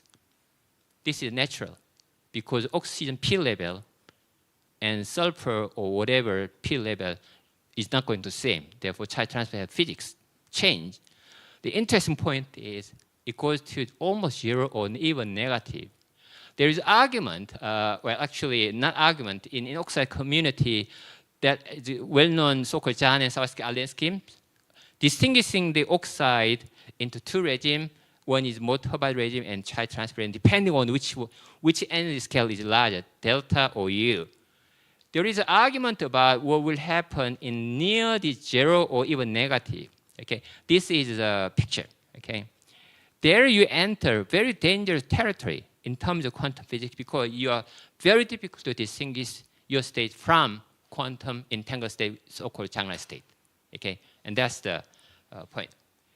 And so in this particular configuration, oxide you usually write down ground state nickel 2 plus D8. Okay, so S1. But for this particular state, we have to use so-called configuration interaction, which is common in chemistry. So ground state is already superposition the state, and more important, I'm going to show you soon. This D9L, sorry, I couldn't use actually symbols that, well, this is ELBA 2. So one hole in ligand side, this is more dominant. So nickel 2 plus to this particular material behave just like copper 2 plus, quantum spin. And that's the game of rule. So nickel 2 plus in nickel PS3 had this honeycomb lattice, beautiful zigzag chain, anti-ferromagnet. It has been well known. Andrew Wall, who is a scientist in ILL, when he was student Monash in Australia, that was his subject in mid-90s. So it's pretty old field. What we did was this. By collaborating with two excellent scientists in Korea, one is based in Segang University, Han-sik Chung, and another one in Jae-Woong Kim. We started earlier, actually, Han-sik Chung, and found there is a very, very strange, actually, our earlier data much poorer than this one, because then he didn't allow us to access his best machine. So we used a PL machine with poor resolution. So we only saw the one peak. Even then, you can imagine that this peak has a little bit broader line width about something like, it's certainly order of a milli-electron volt. And I don't know how many of you know Han-sik Chung. Han-sik spent his entire career, especially his early training in diamond, he said it had to be defect. You'd never be able to see that PL in solid. It had to be defect. So he refused, accepting the fact. And so he and, well, we never fought, but we had the sort of back and forth ideas, you have to real, he said it can't be a defect. And when we asked Jae-Woong Kim at Yonsei University measure optical absorption. So PL is a sensitive defect, but not optical absorption. when we saw the optical absorption showed a strong peak, not only single peak, several peak, he accepted. Now he used high resolution PL. This is what he got. See, very beautiful peak and then satellite. Okay, that satellite, well, the main peak showed a line with. It's very hard to read number. The y-axis is milli-electron volt, and you almost go to 0. It's not quite 0, but also it shows very strange sequence dependent. I won't say this. The point is this exciton, because it only should be below T0, it have the magnetic component, so it's magnetic exciton. Line with we measured was 0.4 milli-electron volt. Okay, this is already signal something strange going on. Because if I say this enters some coherence regime below 50, 50 is about 4 millivolt. So you are 10 times smaller. And here is a conceptual question, how you can avoid that thermal coupling, thermal fluctuation in any case.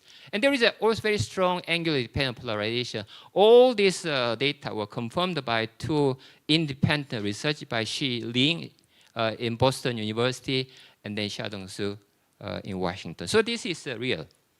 What we approached was, so when we talked to our theoretical colleague, they refused to work on the PL data, even absorption, because it's harder to theorize. And they advised us to do some more spectroscopy, some more spectrum. Turns out actually weeks, which I can do.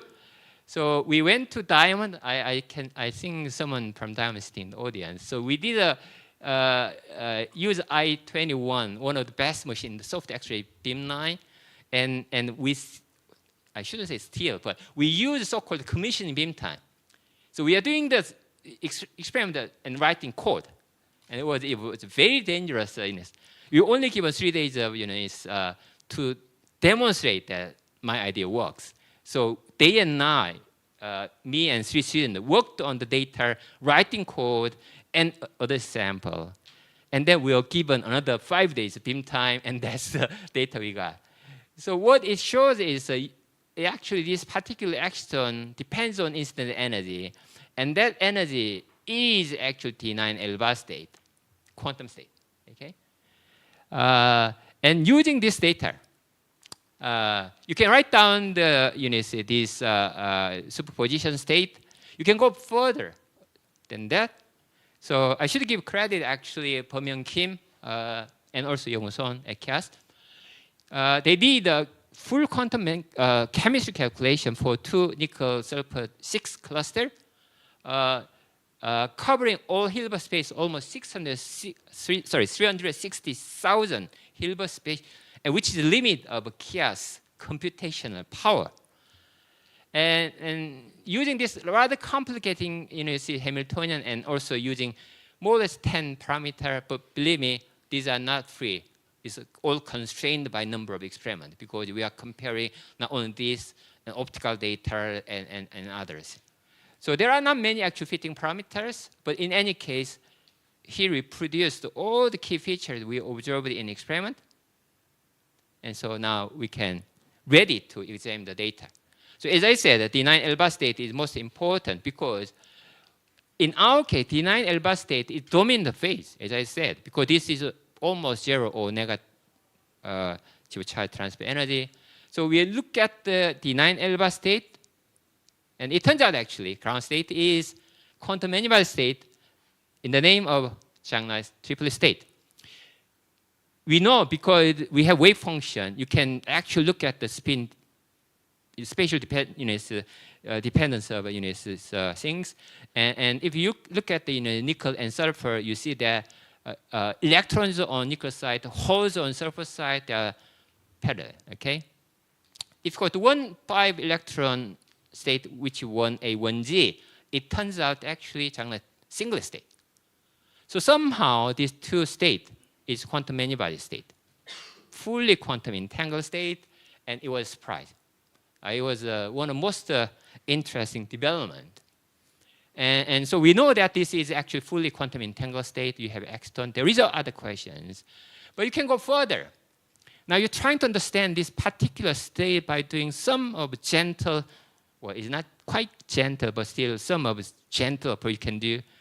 Pressure is probably gentle things or field, but gentle approach we took was actually using doping. So we decided to use non-magnetic cadmium doping. We know you can put zinc and cadmium, but it turns out chemistry-wise, cadmium is better. Actually, it's easier said than done. The reason is this. So as I told you, I spent all my career doing 6 grams of sample.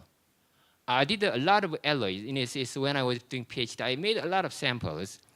And those samples, if you dope, there is so-called miscibility gap. Is well known in metallurgy.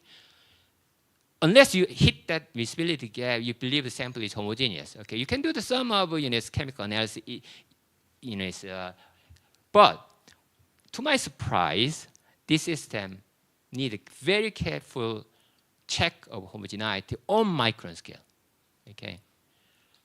So what we did was we measured the PL point by point. I do not know what's the pixel size, but for example, this one particular piece of sample, you can see that we checked every piece.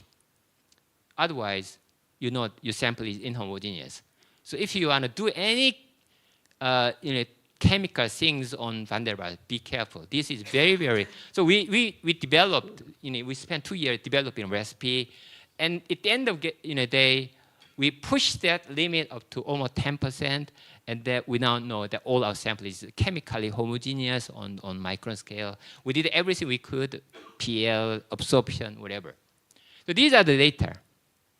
So as I told you on the original undoped sample, it shows very sharp PL, but gradually you see that, not gradually, actually, it's quite rapidly up to 1 or 3% suppressed. Again, you can argue this may be some defect, but what we found was actually that is consistently seen in absorption data. You can trust me by seeing this data. So these are actually data color plot, contour plot of PL, peak integration, and this optical absorption, 2 different techniques. Okay, you clearly see that exciton peak is confined in very, very narrow range of doping. That is very, very puzzling. Everything, electronics, lattice, even magnet that hasn't changed. Okay, so we came up with some simple looking pictures, which I admit is not that correct, or the paper is accepted. But at least you need a further this question. At least if you adopt the system, you obviously disturb the neighborhood. Okay, but how on earth 1% or 3% kill the exciton? That is another issue. We somehow believe this is related to how this exciton develops. As I said, we also studied the triangle lattice, and now nickel forms actually triangle lattice. We basically repeat the same experiment, including. Now you can't do the actual PL because this is indirect band gap material, but you can do the optical absorption and RIX and theory. We confirmed same.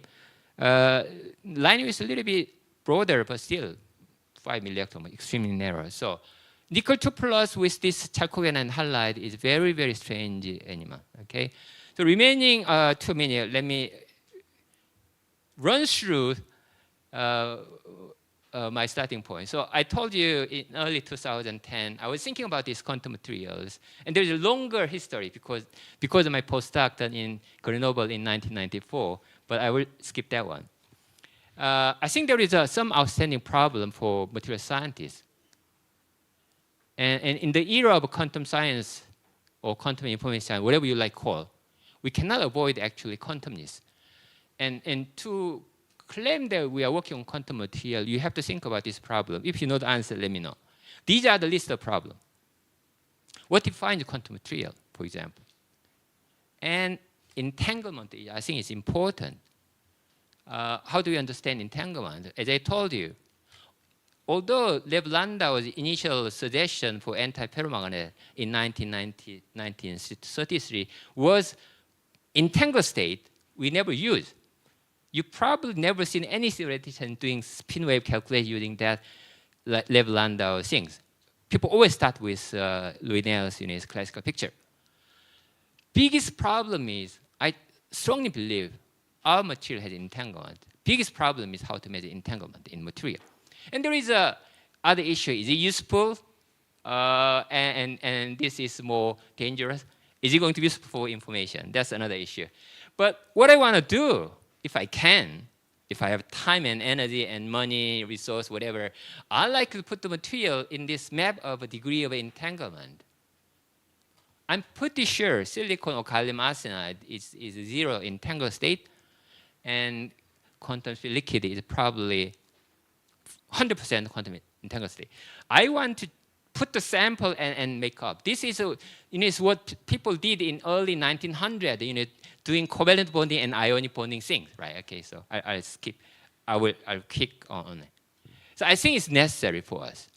Next is a question, more specific question. We're working on correlation, and my sort of gut feeling is correlation is going to be very important for understanding entanglement, okay? And how about model? One thing, here is a question. Is correlation is for or against the entanglement? I bet my money on for, but it can be against. You have to understand. Here is a more fundamental problem. I have a problem. Probably you can answer me. We are common to familiar with the slate determinant, right? This slate determinant, it looks like entangled state, right? If you do this, then all the DFT calculation capture the sum of the entanglement physics. How much, how we can disentangle that information? That is my question.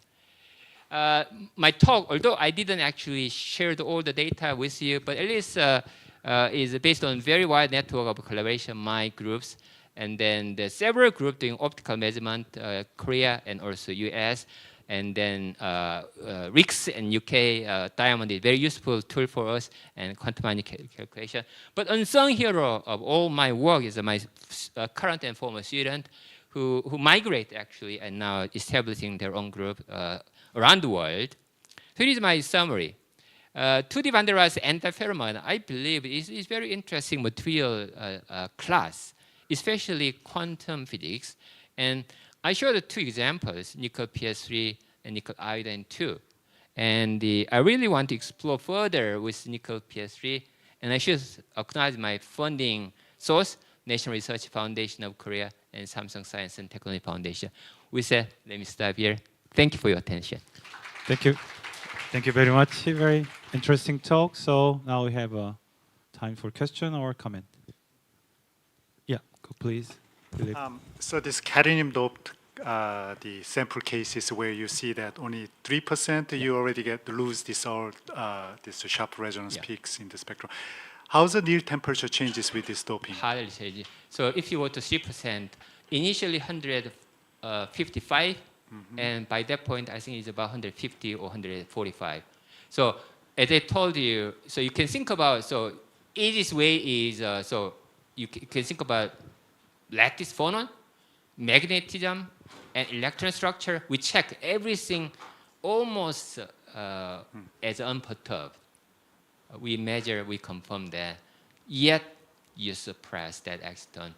And I didn't actually tell you, these actually exciton into quantum entangled state is another issue. I think it's related with that nature of that exciton productions. Okay, thanks. Yeah. Other questions?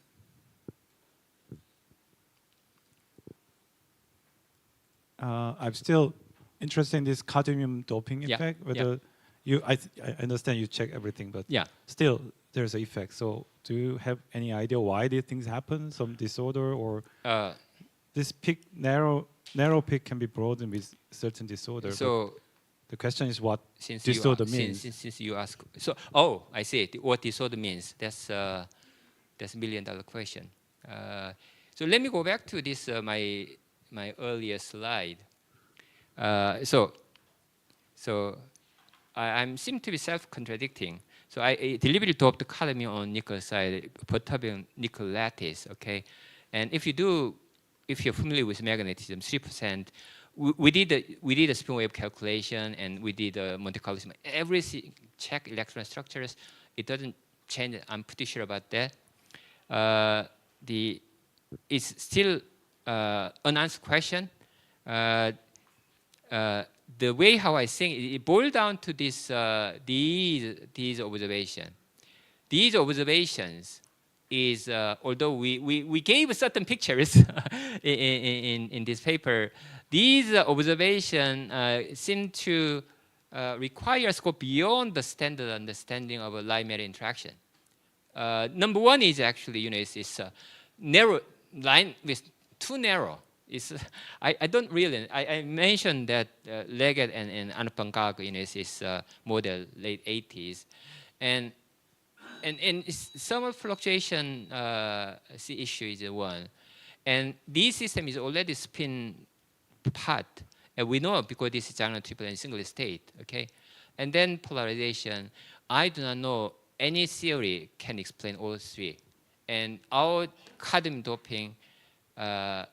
Because we cannot understand these simple 3% kill the things. And so my conclusion is we have to understand this. Otherwise, we can't actually say why that happened. Yeah. Okay. So any further questions or comment? So if not, then let's thank speaker Thank again. you.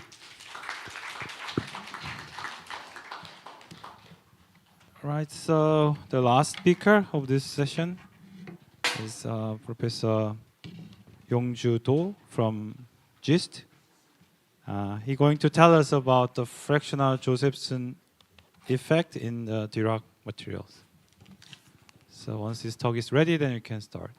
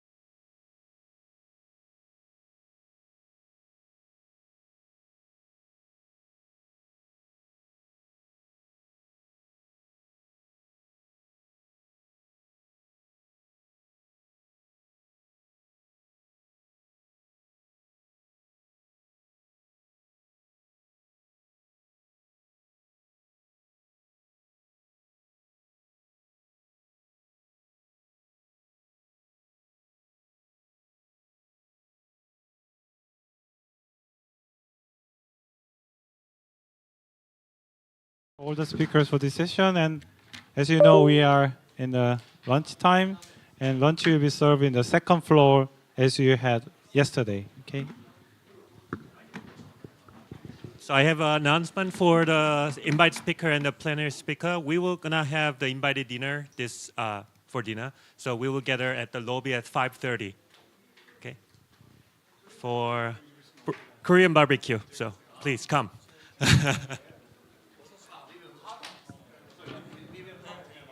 5:30 p.m. at the lobby. So I will email you again. Yeah.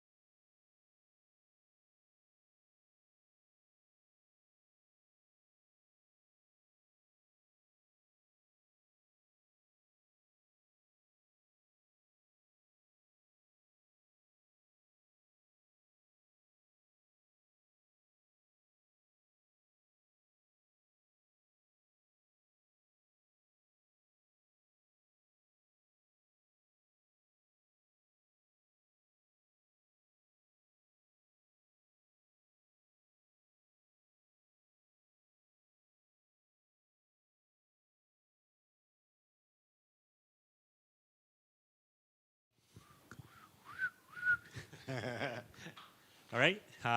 So it's the clock over there is 5 minutes late, so just mean mine. Okay, I'm Gil Lee, chairing this session today. The second from the last session of the conference. So our first speaker is Adrian Mancuso. He's the director of the physical sciences of diamond light source, and also a professor at Department of Chemistry and Physics at La Trobe University, Australia. And his main research focus in exploiting spatially coherent X-ray to observe the structure and the dynamics of the matter. Okay, let's welcome the speaker. So thanks, Gilho, thanks everyone, and thanks to the organisers in particular for putting on such a great event. It's really fantastic to be here. I love coming to Pohang and seeing all of the exciting science that's happening here. So I'm going to talk about something completely different from what you've heard thus far in this context. So I'm going to talk to you about characterising material nanoparticles with X-ray free electron lasers and with synchrotrons. So in other words, what big machines like this are useful for. Now this is in part because I think we've seen the challenges of synthesizing and characterising materials over the last sort of 2.5 days. So I want to show you one way to analyse and explore material nanoparticles with big facilities.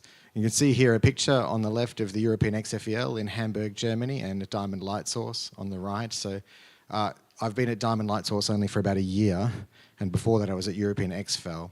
These are different large-scale facilities that we can use to understand the structure and dynamics of matter that we might be interested in.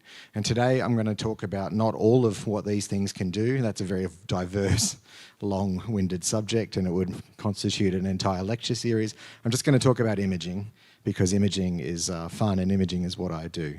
So I'll talk to you today about material nanoparticles, and give you a very quick one-slide overview of what they might be useful for. I'll talk to you about X-ray free electron lasers, in particular a technique called single particle imaging, and that's a really unique tool to explore sort of the morphology and structure of matter. And I'll get really excited about it because I think it has real application to some of the things that people care about here. And then I'll talk about using synchrotrons to look at understanding strain in material nanoparticles as well, just very briefly. And then I'll try and convince you that putting those two pieces of information together is somehow better than not. And that will be the story. So material nanoparticles have all sorts of applications. And when we talk about quantum, we can think about novel optical behaviors. But they also have interesting behaviors that are used in battery materials, capture of pollutants from the atmosphere, generation of hydrogen and other catalysis as well. So they're really interesting structures that are not fully understood.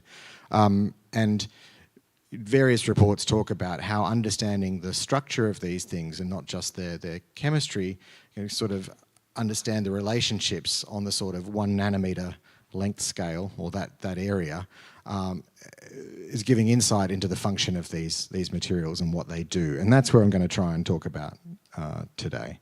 Okay, but before I get there, I have to introduce you to the idea of an X-ray free electron laser. So an X-ray free electron laser is an unbelievably bright X-ray source. You're very fortunate here. You have one around the corner, the PAL XFEL, which I always still think should be called the K XFEL because it would be more fun. But the PAL XFEL is still pretty cool. So X-ray free electron lasers are incredibly bright. So if this is your first X-ray tube here and a modern X-ray tube here about 10 to the 5 times brighter, you go about 10 to the 20 times brighter to get to the realm of X-ray free electron lasers. We talk about 10 to the 12 hard X-ray photons per pulse, and pulse durations are typically small tens of femtoseconds in duration. So these are entirely ridiculous sources, brighter than synchrotrons than we have here. And so this is a little bit of a sketch of, this is the sort of brightness or brilliance of a synchrotron source, and there's a whole bunch of different synchrotrons shown here, and XFELs are way up here, sort of 9 orders of magnitude brighter. A little bit of a representation here visually showing you a broad pulse from a synchrotron, so broad that for many applications we don't consider the pulse structure of synchrotron light, we just let it integrate and pretend it's continuous, whereas the XFEL is very definitely pulsed. with, in 10, 20, 30 femtoseconds, a ridiculous amount of X-ray energy, some few millijoules of hard X-ray energy. And you can do really interesting things with that, not just putting holes in material, you can actually really learn something about the structure of material at the same time. So, and what do you need to do to produce that light? You need something that looks like this. So this is an above, a sort of an aerial shot of the European Exfel site in Hamburg in Germany. You can see that the facility is about 3.4 kilometers long underground. It was a 1.5 billion euro build. The accelerator starts here on the DAISY site in Bahrenfeld. It goes through about a couple of kilometers, and then the beam traverses into some magnetic structures. The electron beam traverses into magnetic structures that create photons down here that are used in this experiment hall in the next state. So it's a big thing. And just to give you a scale of that. And that's what's required to make that sort of unprecedented kind of a photon light. And this is what the facility looks like from a different angle. You can see the building here, and the scientific instruments are in the basement. You can see all the way back to the city of Hamburg, a long way away. Okay, so one of the applications of X-ray free electron radiation has been in biology, and I'm going to take a little detour to talk to you about biology and then come back to the more interesting material science. And single particle imaging was an idea that in biology you could use these unprecedentedly bright photons to learn something you can't learn otherwise. So in biology you might have little proteins or viruses that you want to see. And the traditional way people see that is to grow them into crystals and do X-ray crystallography at a synchrotron or at a lab source. And as we've seen today, making really nice crystals of anything, let alone squishy biological things, is really hard. So the idea of using an Exfel for biology was that you could inject a single virus or a single protein into the X-ray pulse, hit it with an incredibly bright number of X-rays, and measure information about that before the sample, as the sample is being destroyed. And so what would happen is you would shoot the particle with a pulse that is only a few femtoseconds long, but had 10 to the 12 photons in it. That pulse would shoot off to a detector, and the sample would subsequently be destroyed. And you would collect in a detector information about the intact sample, and you would collect that from many different orientations of the sample that have been dropped in at different directions, just fallen in. You would fill up the three-dimensional reciprocal space with information, and you would turn that into a three-dimensional image of your, in this case, virus, and that would give you a resolution that exceeded the radiation damage limit and would give you information you didn't have access to before. Now, for all sorts of reasons, this is actually really difficult to do in biology, not the least because these things are made out of carbon and they don't scatter much. But you can do the same thing with material nanoparticles, which scatter a lot more. So you can have the same geometry where you shoot into a focused beam of X-rays material nanoparticles. In this experiment we had octahedra of 40 and 30 nanometer size and cubes of 17 and 42 nanometer size shot into the beam. And the beam is focused down to just a few microns in size in this particular experiment, and these particles get hit by the X-ray laser, and you measure patterns that look like this in a detector. And in this case, you can measure millions and millions of patterns, and you do the same kind of, and you see the patterns kind of look like this. They're very weak, and you have to use unique algorithms to put those patterns together into 3-space. But when you do that, you can reconstruct three-dimensional octahedra, three-dimensional cubes, and you can see those things very clearly and understand their shape and their structure. And I think this is really exciting for material nanoparticles. And what I've not emphasized is that it's a small technological miracle that this works, because the detectors are novel, the sample delivery methods are novel, the optics are relatively novel, and all of that has to come together to make that experiment work. What's nice about the European XFEL is it has a strange what we call a unique time structure, and some people would call a crazy time structure. So you see that the European XFEL pulses come in this odd time structure. So PAL XFEL, just across the road, will have 60 pulses per second, spaced uniformly. This is very convenient because the pulses come in a nice regular sequence and you know what's going on.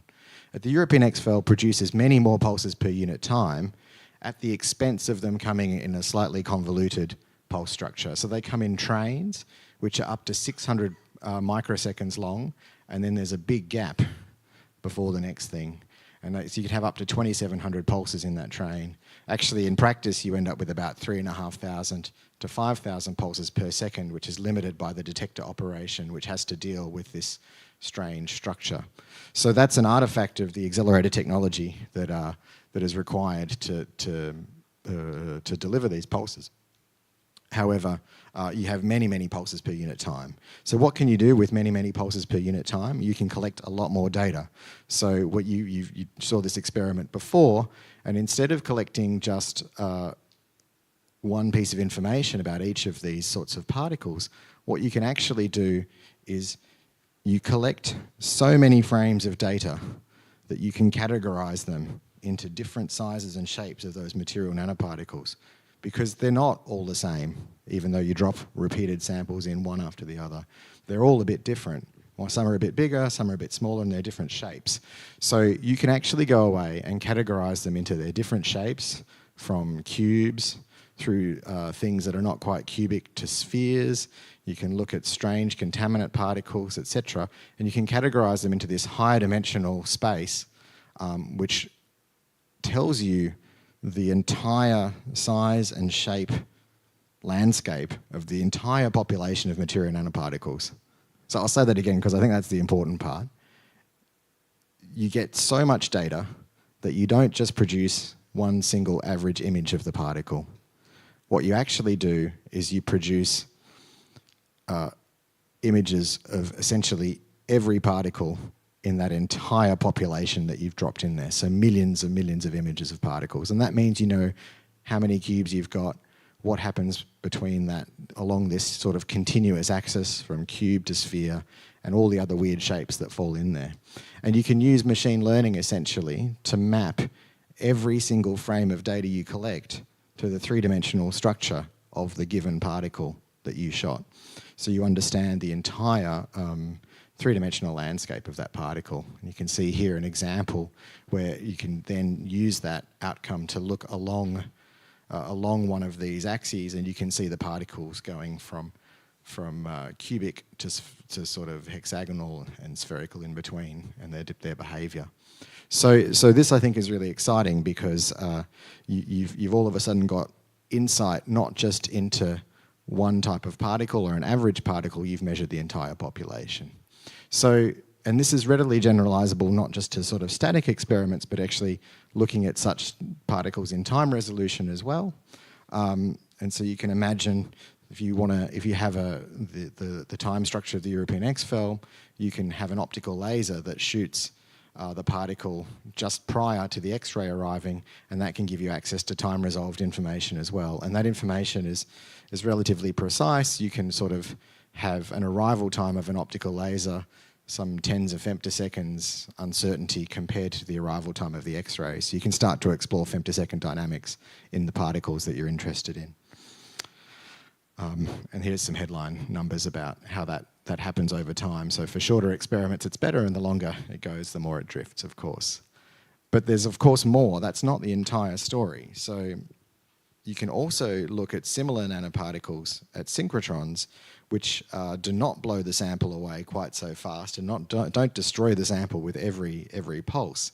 And so here you illuminate a sample in what's called the Bragg coherent imaging geometry, where a sample diffracts off into a detector here, and you measure that information, and it gives you access to the strain information in the particle.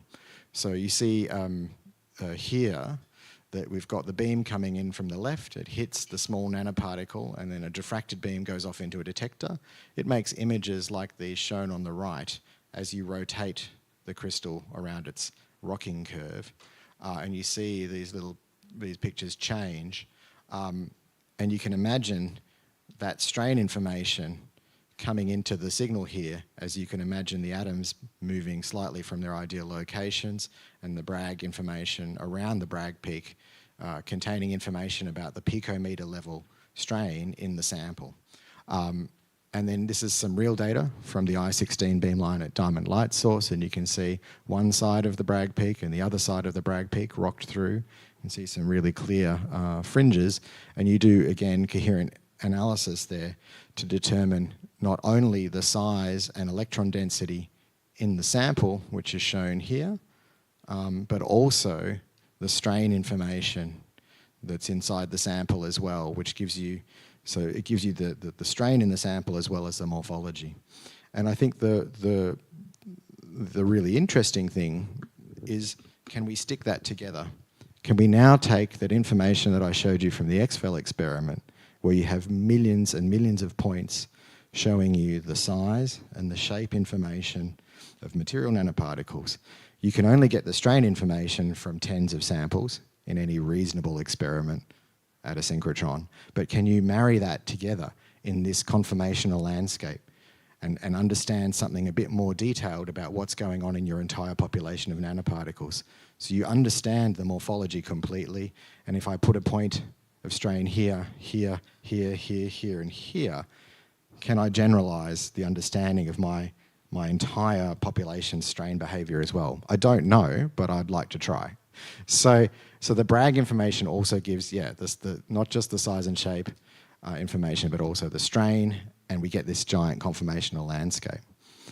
So I see that I have clearly broken with all of the traditions here by not only not showing any equations, but by going massively under time.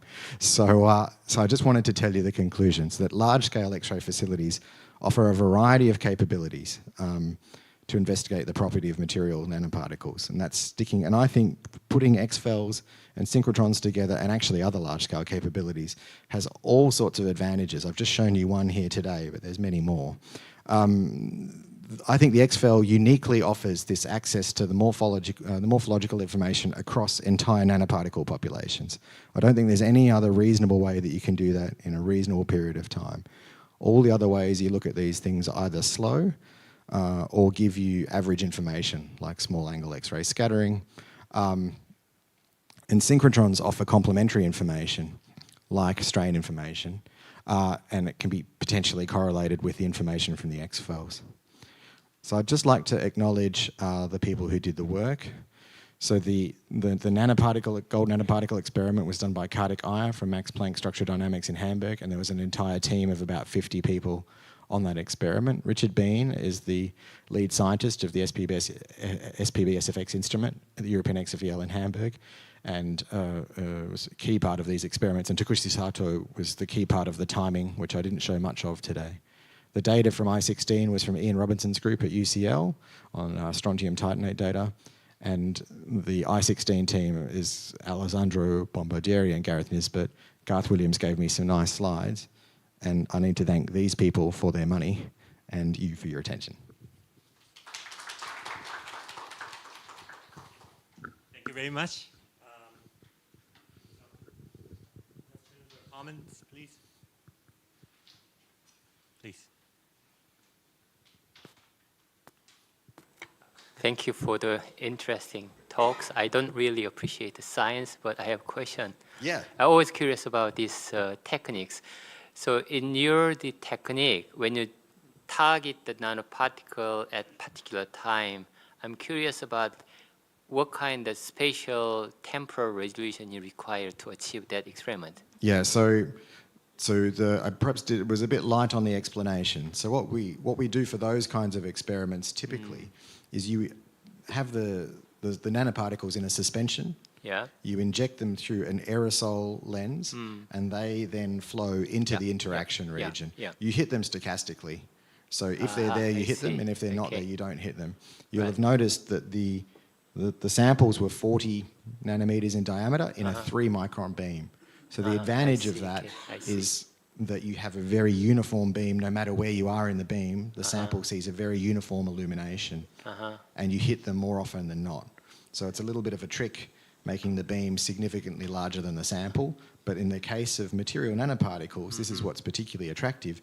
You have enough signal anyway. So you can do this experiment now and not worry about having enough signal. That's not true of the biological samples, which are signal to background limited because they're predominantly made out of carbon and scatter so much less than gold or other materials. Let me, if I'm allowed, let me ask a very stupid, but don't feel offended. No. Given the fact that Nobel Prize is awarded at Sri, pioneer of this field,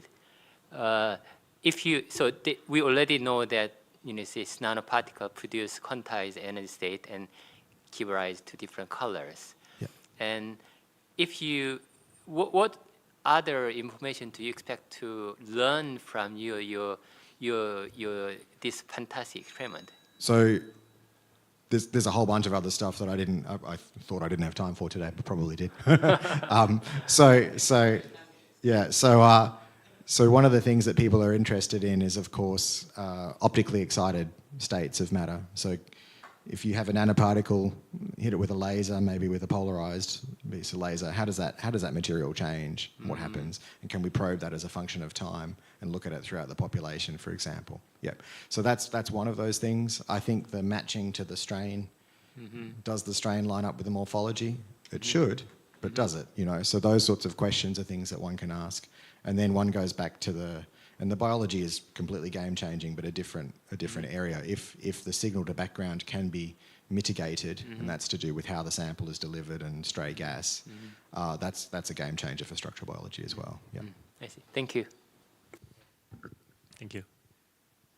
Actually, I have one question about, so you're shining that like a thirdly bright light onto the material, and the material must be very heated. And is there any problem for that? I think you mentioned about the you're entirely right. So you focus an X-ray beam down to a few microns, and it has, I don't know, millijoules of energy in it in femtoseconds. So it's a lot of power, and you destroy the sample. You absolutely blow it away. It's not there anymore. The pulse duration depends who you ask and how your FEL is set up. About 20 femtoseconds, maybe 10, and on that time scale. Certainly at the resolutions we're interested in here, but even almost to the atomic scale, radiation damage manifests itself as either small motions or no motions and ripping off electrons, but not to the extent that you see it in the analysis of the data. So you don't rip off all the electrons and really change the form factors so much that you're not looking at what is a reasonable approximation of the original sample. And certainly here, where the resolution is about 2 nanometers, it's fine because you're damaging really at the sort of the angstrom scale at the best. Yep.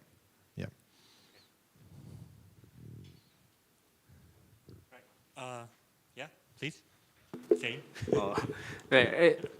Thanks for the great talk. But I already know that the femtosecond is already very short lifetime, first time.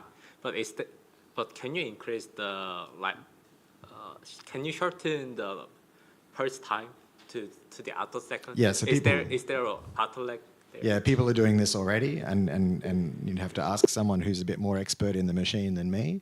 But people are interested in producing attosecond X-ray pulses. For all the reasons that are obvious. So the present trade-off though is you pay in number of photons coming out, but for many applications you don't mind. Okay. Any more? Yeah, please. So you mentioned about the strain on the nanoparticles. So I didn't understand what's the origin of the strain. Is it already there by itself because of the shape of the particle, or? So it exists because you've got this nice. One of the reasons a nanoparticle is interesting is because of its surface to volume ratio. So it's a nice small nanoparticle. It has facets and edges, and it has certain strain. And then you imagine that you could understand that even perhaps by modeling, but of course it's much better to observe that. So that's what this particular technique gives you. And of course you can change it. So you can change it by tickling it with an optical laser and looking, picoseconds later, for example, nanoseconds later. So yeah, maybe STO is okay. Maybe some other material like BTO, they have some like a structural phase transition. Maybe such nanoparticle and its strain will induce structural phase transition in the material, and would it be possible to observe it for each of those particles? So I suspect you could observe, yeah, it depends on the nature of the phase transition, right? So what you're sensitive to in this method, in the XFEL method is electron density. You're not seeing the strain change. So that's why you have to sort of map the two together. Because if you want to see the effective strain into the large population of morphology, you'll need to join those two experiments up. Yeah. But you may see phase transitions manifest themselves. The obvious phase transition is watching things melt. And so what I didn't show you in this here, because I expected that I needed more time to talk through the basics, but I'll go back. In this experiment, the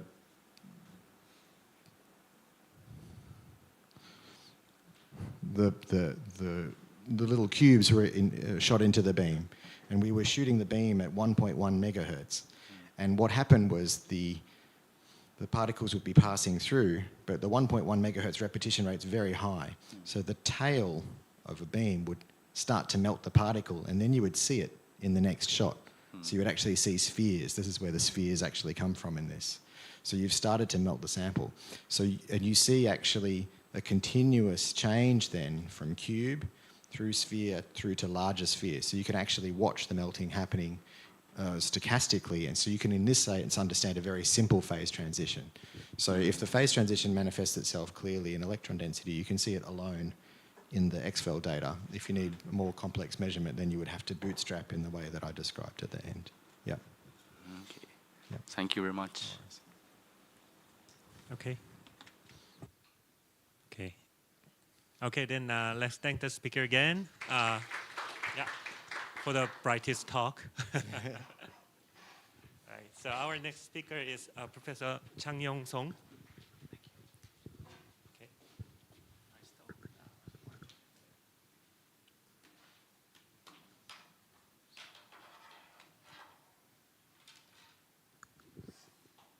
So Professor Chang-Yong Song is the professor in the physics department of the physics, and also director of MPK Center for Ultra-Fast Quantum Phenomena. Yeah, and also, so his main focus is on femtosecond X-ray dynamics image. Okay, let's welcome the speaker.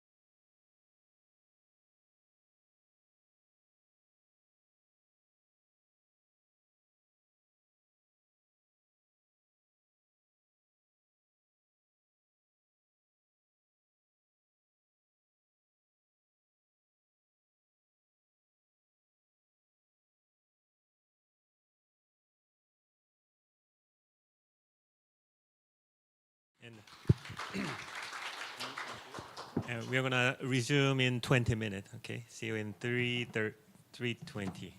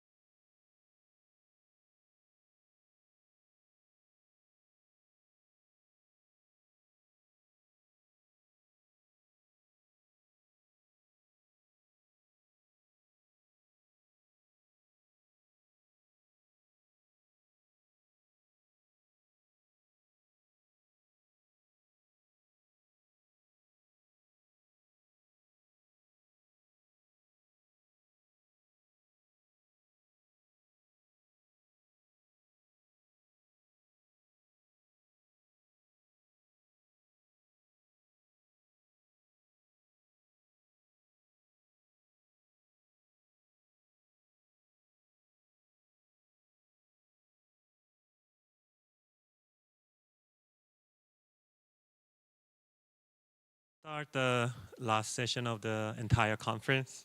So we have 3 invited speakers, and the first one is Professor Takashi Oka from Institute of Solid State Physics, the University of Tokyo. And before joining University of Tokyo, he led a group at Max Planck Institute for Chemical Physics and Solid for 5 years. So his main research topic is on the condensed matter theory, especially non-equilibrium phase transition, Floquet topological phase transition, and the dielectric breakdown in multi-insulating materials and so forth. Okay, let's welcome the speaker. Thank you very much. Okay. Okay. It's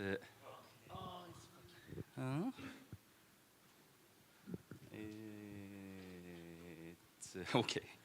Yeah, thank you very much. So I'm Takashi Oka from University of Tokyo Institute for Solid State Physics, and like the previous speakers, I kind of modified my title a little bit. So I had a very serious title, non-perturbative geometric effects. But maybe since this is the last session of this great workshop, I just want to have a more relaxed title, like a fun with Floquet engineering. So my talk is a very relaxed talk, and it actually has 3 parts, 1, 2, 3, okay? And so I tried, okay, so the first part is about pendulum. So I'll discuss or explain you a very simple property of a pendulum. Actually it's an inverted pendulum. So everyone in the field of Floquet physics, we start learning Floquet physics through this inverted pendulum. And during my talk, I will explain this completely. So by the end of this 25 minutes, you'll understand why you get this stability point up there. The second part, okay, so after introduction of Floquet engineering, I'll apply it to a wine in a glass. Actually, it's more like a Dirac system, but then you want to stir your wine glass and then see what will happen. What you obtain, so if you stir it or shake it periodically in time, you get Floquet bands. And this is the Floquet bands, which was calculated by Hirai-san. Hirai is a PhD student in Shimano Group. Actually, he's an experimentalist. So if you follow my talk today, you'll be able to calculate these Floquet bands very easily. Actually, it's really just diagonalizing some big matrix, and I'll teach you everything about this calculation. The last part, okay, so I think I will not have time for this part, but it's about the Landau-Zener formula. So even during this workshop, I think there was like 2 times that the Landau-Zener formula was mentioned.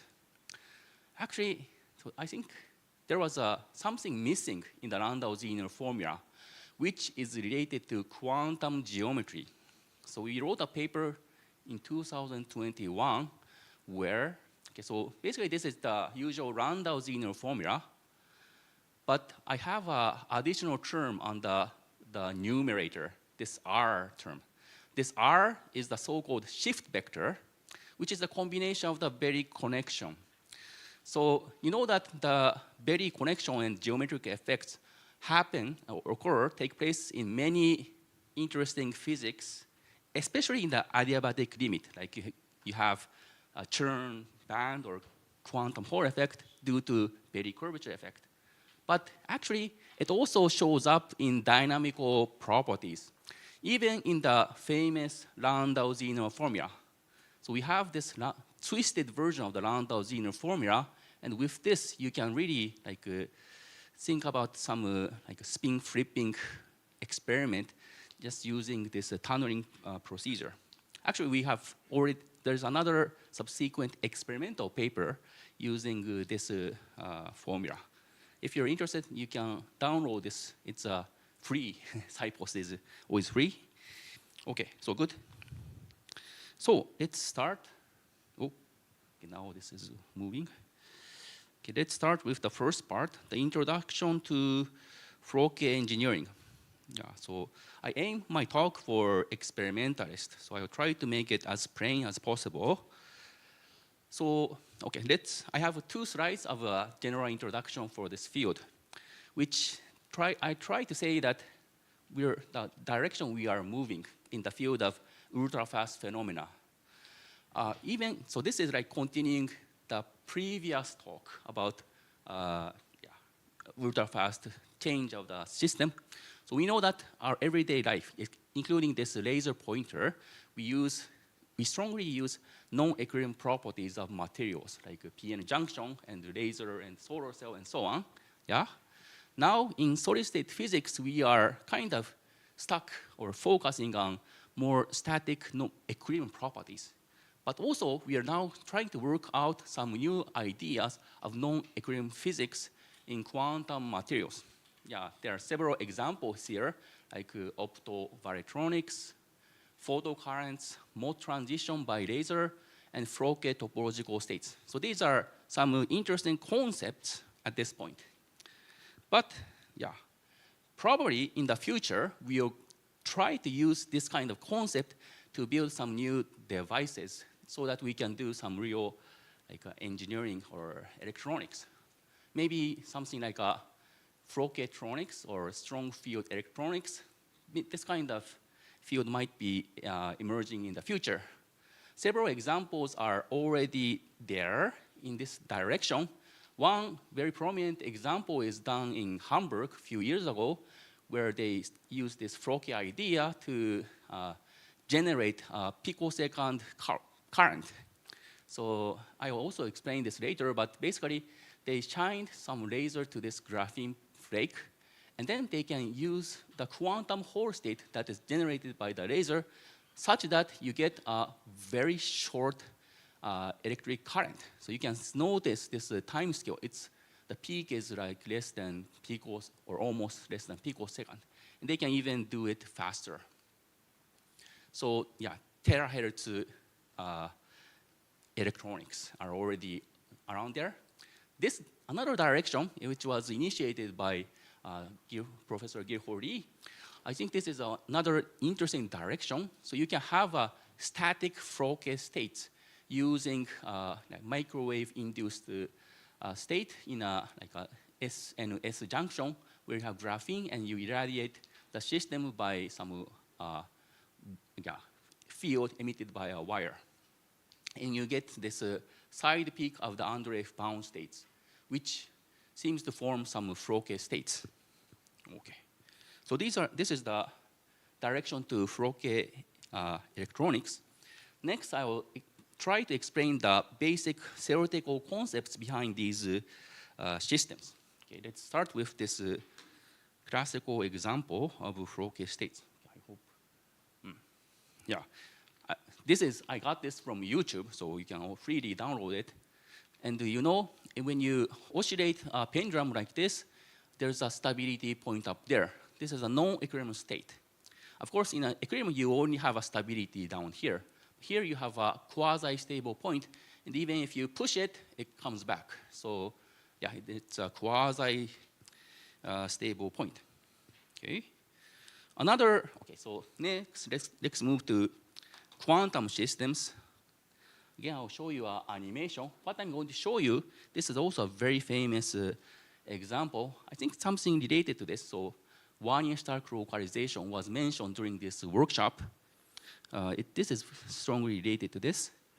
So if you have a one-dimensional lattice and apply a AC electric field, what would happen? So I'm going to release one electron in the middle of a chain. Oops, sorry.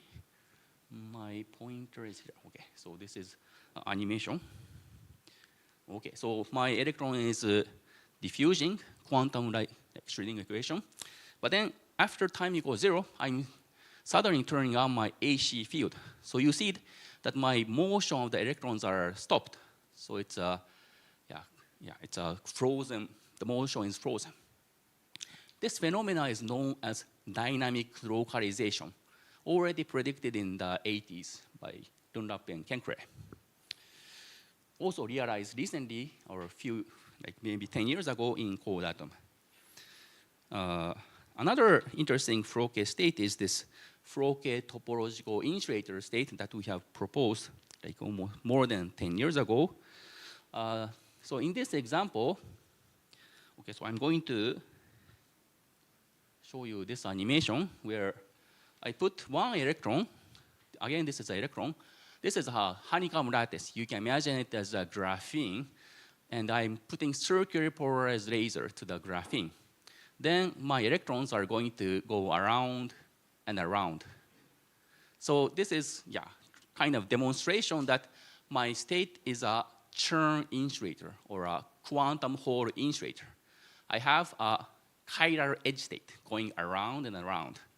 And yeah, so it's a dissipationless edge state, so you don't get a reflection back.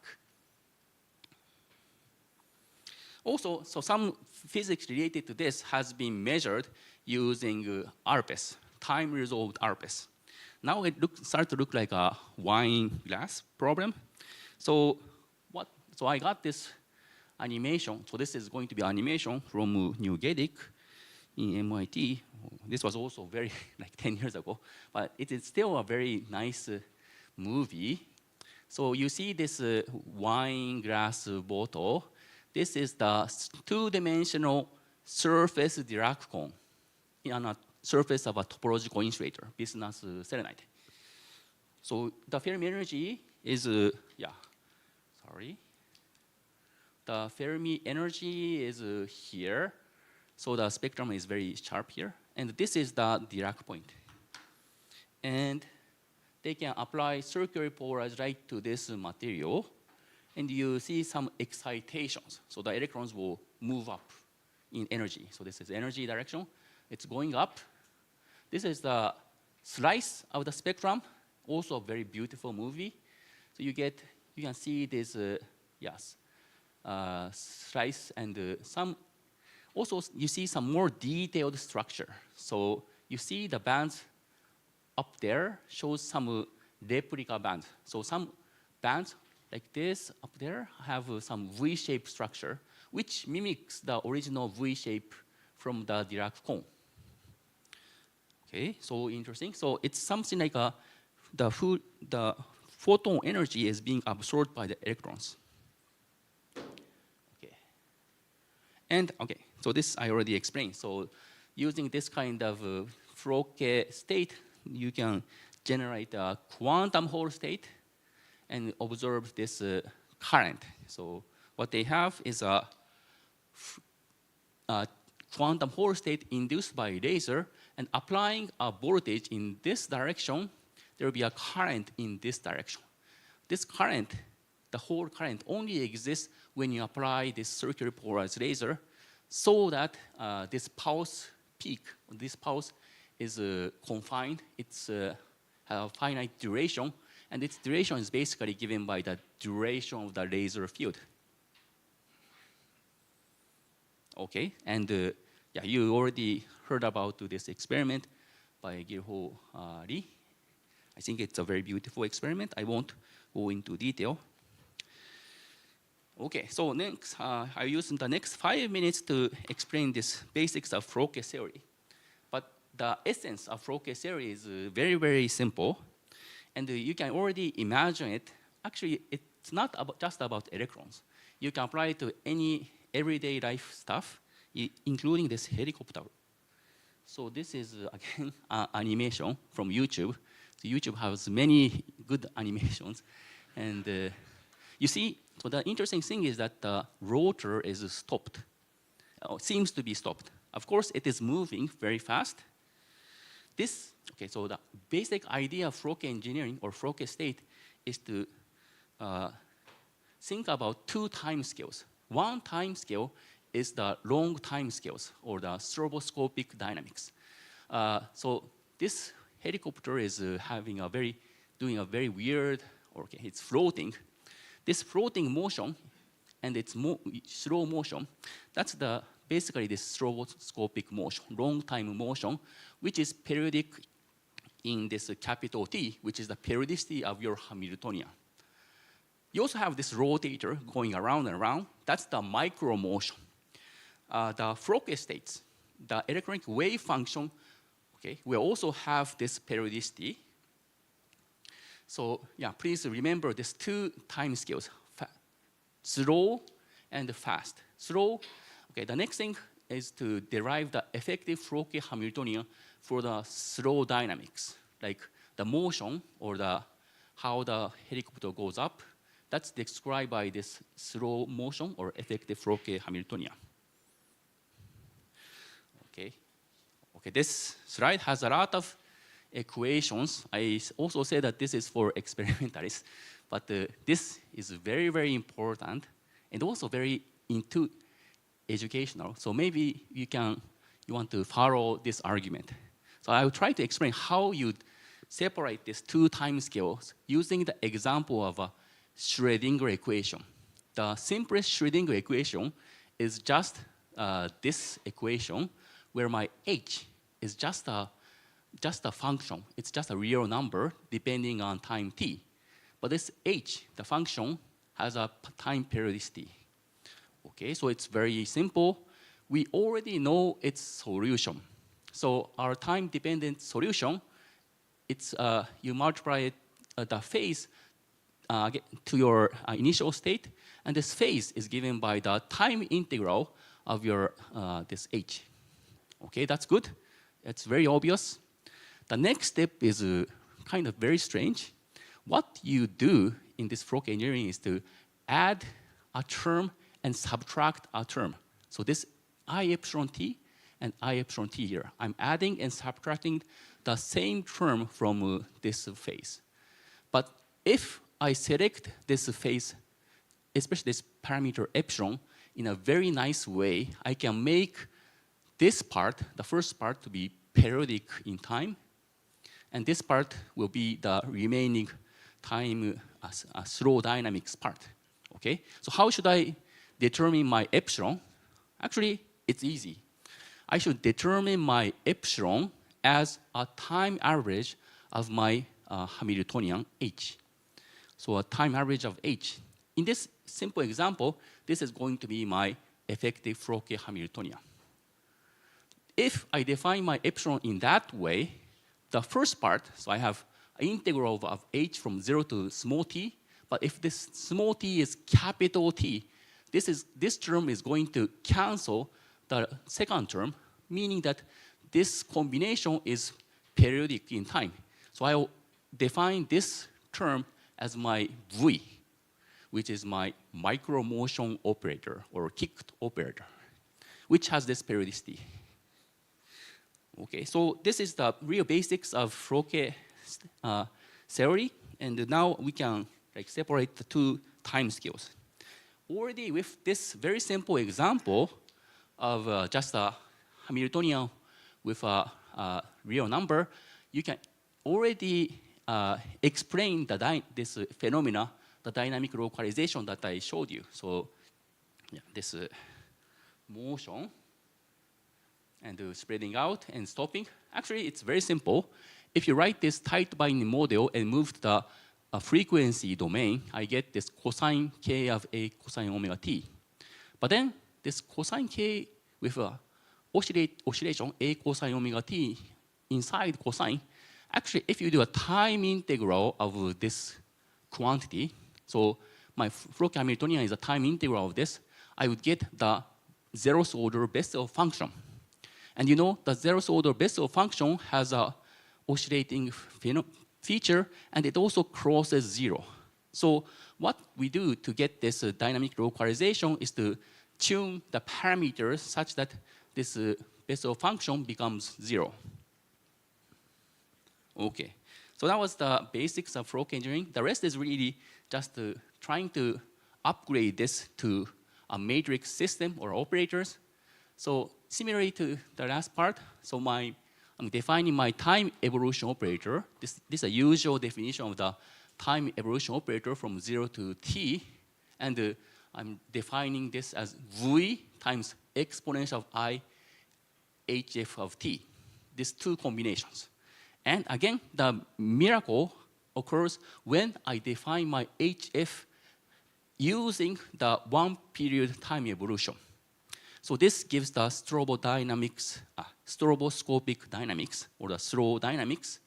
And the V operator that is defined through that, the remaining part, is periodic in time, and this gives the micro motion. Okay, good. So then, what is Flow engineering? So Flow engineering is like a concept or idea. We want to realize an interesting state. There are many interesting states we want to realize, but we start from a very simple or naive or simple system, but then we add some perturbation, time-dependent perturbation, and try to realize a system with a non-trivial Floquet Hamiltonian or a non-trivial time evolution operator. So I'll explain this for the Kapitsa pendulum.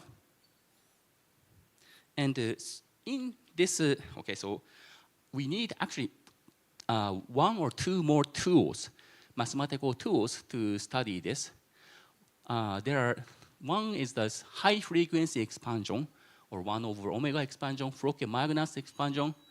There are several names. Okay, maybe no time for the last part, but I want to explain the pendulum at least. Okay, so the idea of this high frequency expansion is to start from this definition of HF. And then, okay, so some lines, and I get the expansion for HF in series of 1 over omega. You can see our paper or several other papers for the derivation. And okay, so this is the quantum Kapitsa pendulum. So we're going to talk about the quantum version. We have this kinetic term and the oscillating coefficient of the cosine phi term, which is this potential. Then let's say that my this interaction part is oscillating. So I will make everything quantum mechanical and do a Fourier decomposition of the Hamiltonian and use this expansion, but I'll just focus on this term, 1 over omega square term. So I have H naught and HM minus M and HM term. These are the Fourier modes. If I just plug in this term, and I do the commutator of P square is here, and cosine phi, I would get a term which is cosine 2 phi. Yeah, after some algebra. And this Hamiltonian would have this additional stability point when phi is around plus minus pi. This is this upper stability point. Okay, with the last 5 minutes talk, okay. So now let's apply this to Dirac system. So yeah, we know about Dirac electrons. It's realized in many materials. Our Hamiltonian, okay, I'll just go through this Hamiltonian, 4x4 Hamiltonian. I have Pauli matrix and some mass term. I have wire components. And this is mass term. And maybe one interesting thing is this, the chiral gauge field, A5 here. If we have the chiral gauge field, the effect is that I'm going to start from Dirac, but then I can turn a Dirac into a wire point. So 2 wire points like this. And the distance between the wire point in the momentum space will be basically given by A5. Okay, so the next big question is, let's study this Dirac electron in circularly polarized light. Okay, so we're going to shake this wine glass around and around. We can make it stronger such that we will fill or pour down this wine. This represents quantum mechanical excitation or quantum tunneling excitations. Okay. This is a phasor, which is omega. So faster, slower, stronger. And there's a region with Floquet states here. Also, we have this Schwinger limit, which is the quantum tunneling threshold. Okay.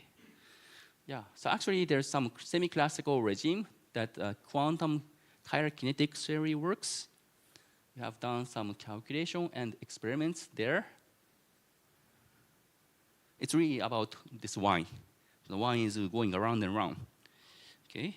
But this non-perturbative part. So we have there. Okay. So this is not our work. There are several previous work about photo-excited carriers. And recently, there's some very nice work. I think this is a Korean theorist who is doing very nice work, trying to find out this nonlinear perturbative effect induced by circular polarized light. Okay, but how about this Froke bands? Okay, I need to probably, I don't have so much time, so let me outline the framework. So now this, in Froke theory, what you would do is to think about everything in the Fourier space. And in the Fourier space, I have this picture of space-time, this Froke space-time picture, or in other words, it's a Sambe picture. The meaning is that I have this big Froke Hamiltonian with this H naught and so on. It's really the Fourier transform of the Hamiltonian. Okay. So initially, I have my original system, but then I have this extended system where each panel corresponds to this each Froke states. Each original Hilbert space, and they are connected layer by layer. So I would have something like a layered material. So if I start with graphene, I would have graphite coupled to each other through this electron gauge field coupling. Okay. Yeah. Then for almost to the conclusion. So by doing this calculation, so just evaluating and diagonalizing this Hamiltonian.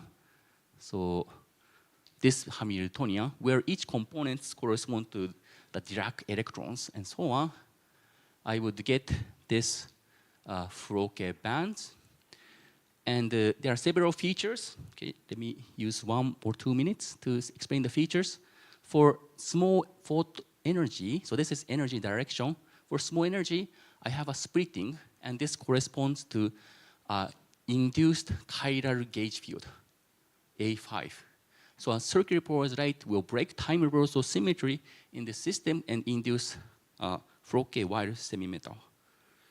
Also, so the states down here and up here, there's another interesting feature, and that's like a one photon. This is when one photon resonance takes place, and actually there's a wide point emerging in the spectrum, and you get a very strong Betty curvature. So I didn't mention, but the color plot here is the Betty curvature of the Froke bands. Okay, and if you do some calculation, you get some chiral edge state or Fermi arc in this example.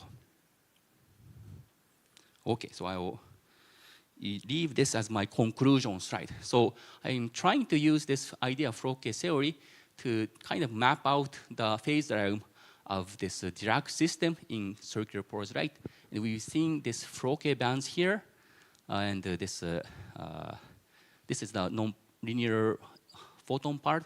And also there's this twisted Landau-Zener part, which I will not explain, but I already showed it in the introduction. Okay, so thank you very much. That's all. Okay, thank you very much for that interesting talk. Okay, now a question or comments, please. See? Thank you for your wonderful talk. What happens when you have in the block physics there is the Schwinger limit? But what happens when the electric field exceeds that limit? Using the Froke picture, starting from okay, so okay, so I know nothing, so okay, so the idea of Froke, flow case theory and the string limit is kind of complementary. When we talk about quantum tunneling, we are always interested in the peak. So the electric field has some oscillation, and the quantum tunneling would happen when the strength is maximum during that oscillation.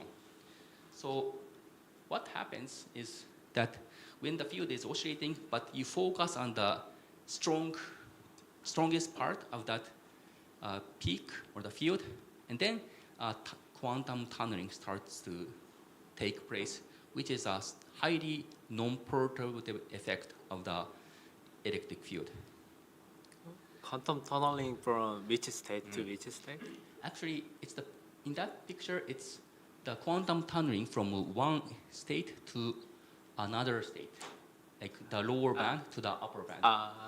In flow case theory, we also think about the hybridization of the two bands. Quantum tunneling is a non-perturbative mixing of the two bands, but using a different limit. Flow case theory is more or less like a fast oscillating limit. We think about more coherent oscillations. Tunneling is for one pulse, like one single pulse, and its peak intensity will lead to a tunneling process. Okay, thank you. Okay. Because of the time limit, Yeah, maybe we can thank the speaker again. Thank you. Thank you very much. Yeah. Right.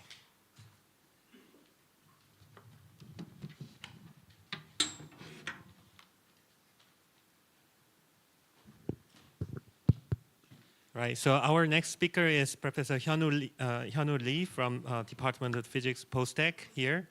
So his main focus is on orbital Hall effect, orbital torque, spin torque, and spintronics, orbitronics, and this kind of a field, and also including the topological matter and 2D material. So let's welcome the speaker.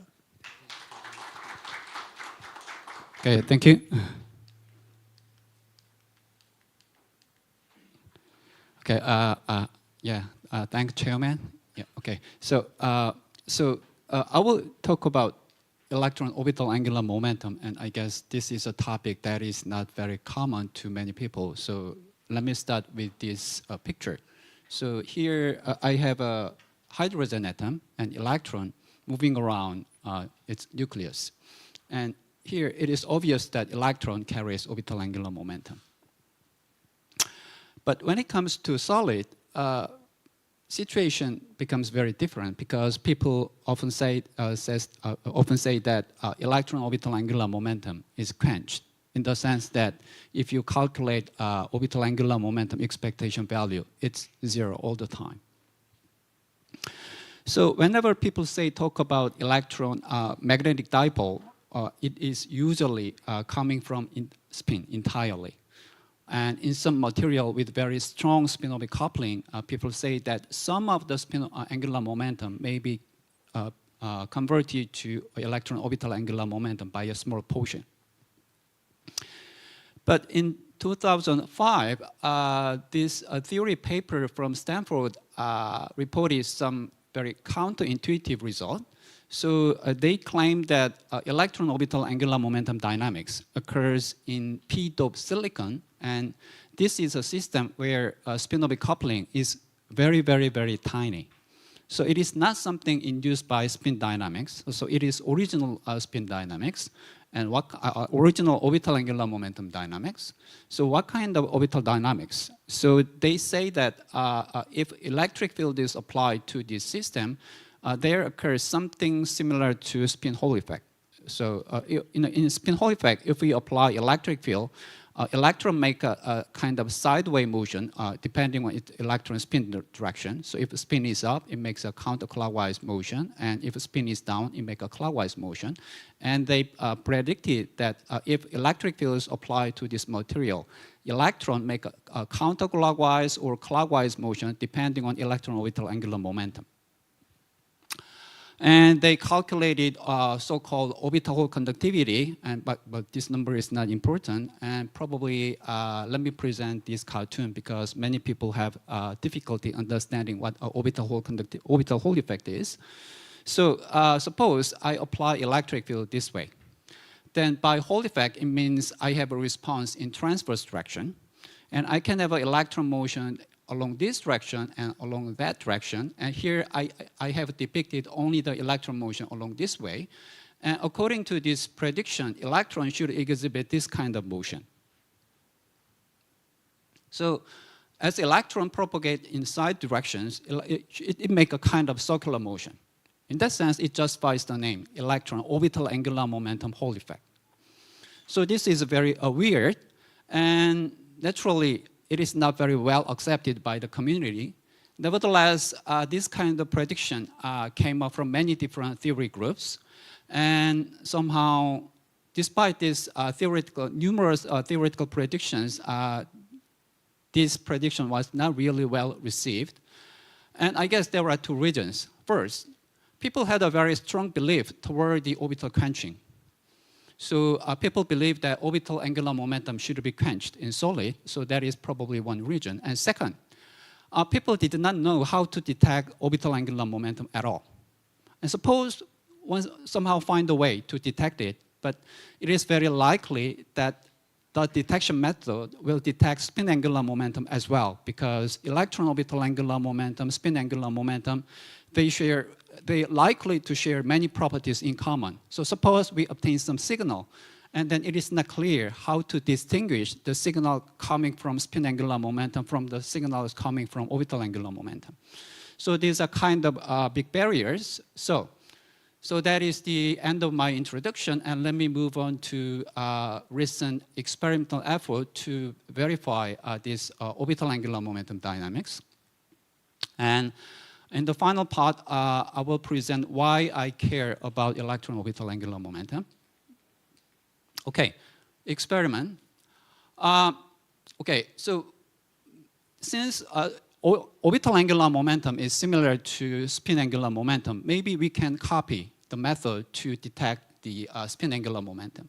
So for spin Hall effect, this is one famous experiment reported in 2004.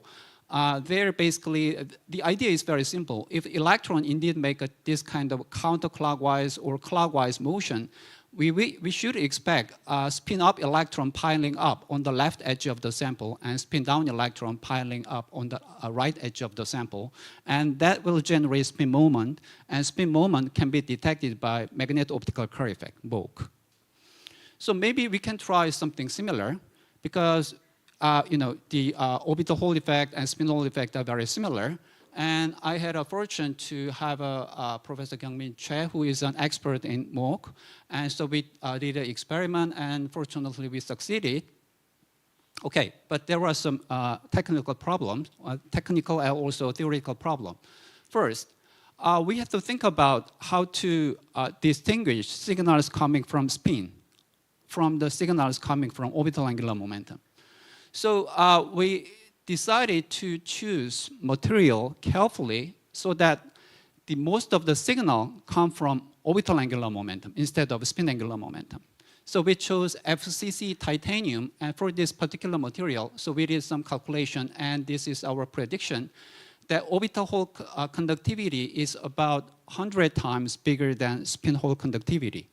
So if we measure some signals of a magnetic moment accumulation, it is likely that that signal, majority of the signal, is coming from the orbital moment accumulation instead of spin accumulation. So that was our initial hope. And also, we wanted to make sure that whether this magneto-optical Kerr effect can really sense or detect orbital moment. If MOC is usually used to measure spin moment, and suppose the MOC does not react to orbital moment at all, then our experimental attempt will be just failure. So we tries to estimate how sensitive the MOC will be to accumulated orbital moment. So my student tried some analysis, and okay, first of all, we have to figure out whether MOC will react to orbital moment. Okay, so for that, let me consider light coming into the screen a perpendicular way with this incident light polarization. By MOC, we mean that after reflection, the light changes is linear polarization direction. So let's just think about what happens if we have this kind of incident electric field. And first guess is that it will induce charge motion, and its motion direction is probably same as the electric field polarization direction. And this induced charge current will generate electromagnetic field radiation. And that radiation will carry exactly this electric polarization. That means we don't have any co-rotation. In order to have a co-rotation, that is, in order to have this radiated light to have a different polarization, the induced charge current should not be like this, but instead it should be a bit tilted. Only then we can have a co-rotation. Then how can we have this kind of a tilting? And it is very well known that in magnetic system, if the system has a finite magnetic moment, the system has an anomalous Hall effect, and by anomalous Hall effect, the charge motion does not really parallel to the applied electric field, but instead make some finite angle. So physics of Kerr effect is nothing but the physics of anomalous Hall effect. Okay, then what is measured in the experiment? Kerr angle and also something related quantity, ellipticity, they are all basically physics of anomalous Hall effect. And for anomalous conductivity, people know a lot. Anomalous conductivity can be induced either by spin moment or by orbital moment. And in case when the spin moment induced orbital conductivity, the magnitude of anomalous conductivity is proportional to spin-orbit coupling strength. So if the spin-orbit coupling is very weak, spin does not induce any Kerr effect. On the other hand, if the signal is coming from the orbital moment, it does not require spin-orbit coupling. So if we play with the material with very, very tiny spin-orbit coupling, and if we detect some Kerr signal, that signal is likely to come from orbital moment instead of a spin, because Kerr rotation is more sensitive to orbital moment rather than the spin moment, even though Kerr rotation is conventionally used to detect the spin moment. And we wanted to check our choice material, titanium, really belongs to this class. So we tried to calculate the amount of the Kerr rotation, expected Kerr rotation for titanium, and this is our calculation result. So here, a sky blue represents the amount of Kerr rotation and Kerr ellipticity, and the orange represent the the sky blue represents the Kerr rotation and ellipticity caused by orbital moment, whereas the orange color represents the similar quantity caused by spin moment. And here, if the orbital moment and spin moment are assumed to be the same, it turns out that the orbital moment causes about 100 times stronger Kerr rotation and 100 times stronger Kerr ellipticity. So titanium turns out to be a good material. And there was one more technical problem. Initially, we wanted to copy this geometry, detection geometry used in 2004, but there is one assumption for this geometry. That is, here people usually use visible light for MOOC. Then the light has a wavelength of about a bit smaller than micrometer. That means that if the accumulation length scale is comparable to micrometer or some fraction of it, then we can detect. But if the detection length scale is much, much smaller than micrometer, we cannot detect the signal. Now for titanium, this is not a semiconducting material, but this is a metallic material. And metallic material, all the length scales are usually much smaller than corresponding length scales of a semiconductor. So probably it's very likely that our conventional MOOC measurement cannot detect any signal in this geometry. So we did a little bit of literature structure, and we found that spin Hall effect has been measured by MOOC, but in different geometry, like this. So if we have this kind of thin film, and if the electric field is pointing into the screen direction, it will cause spin accumulation up and down on left edge and right edge. And on top of that, the same spin Hall effect will cause a spin accumulation to the right direction at top surface and spin accumulation to the left on the bottom surface. And instead of measuring this lateral variation of the spin accumulation, they measure the film thickness direction spin accumulation variation by using penetration of a bulk. So some of the light will be reflected at the top surface, and some of the light will be reflected a little bit deeper. And if we measure this combined signal and as a function of thickness, we will obtain something. And if you do some transformation, we can extract actually depth profile.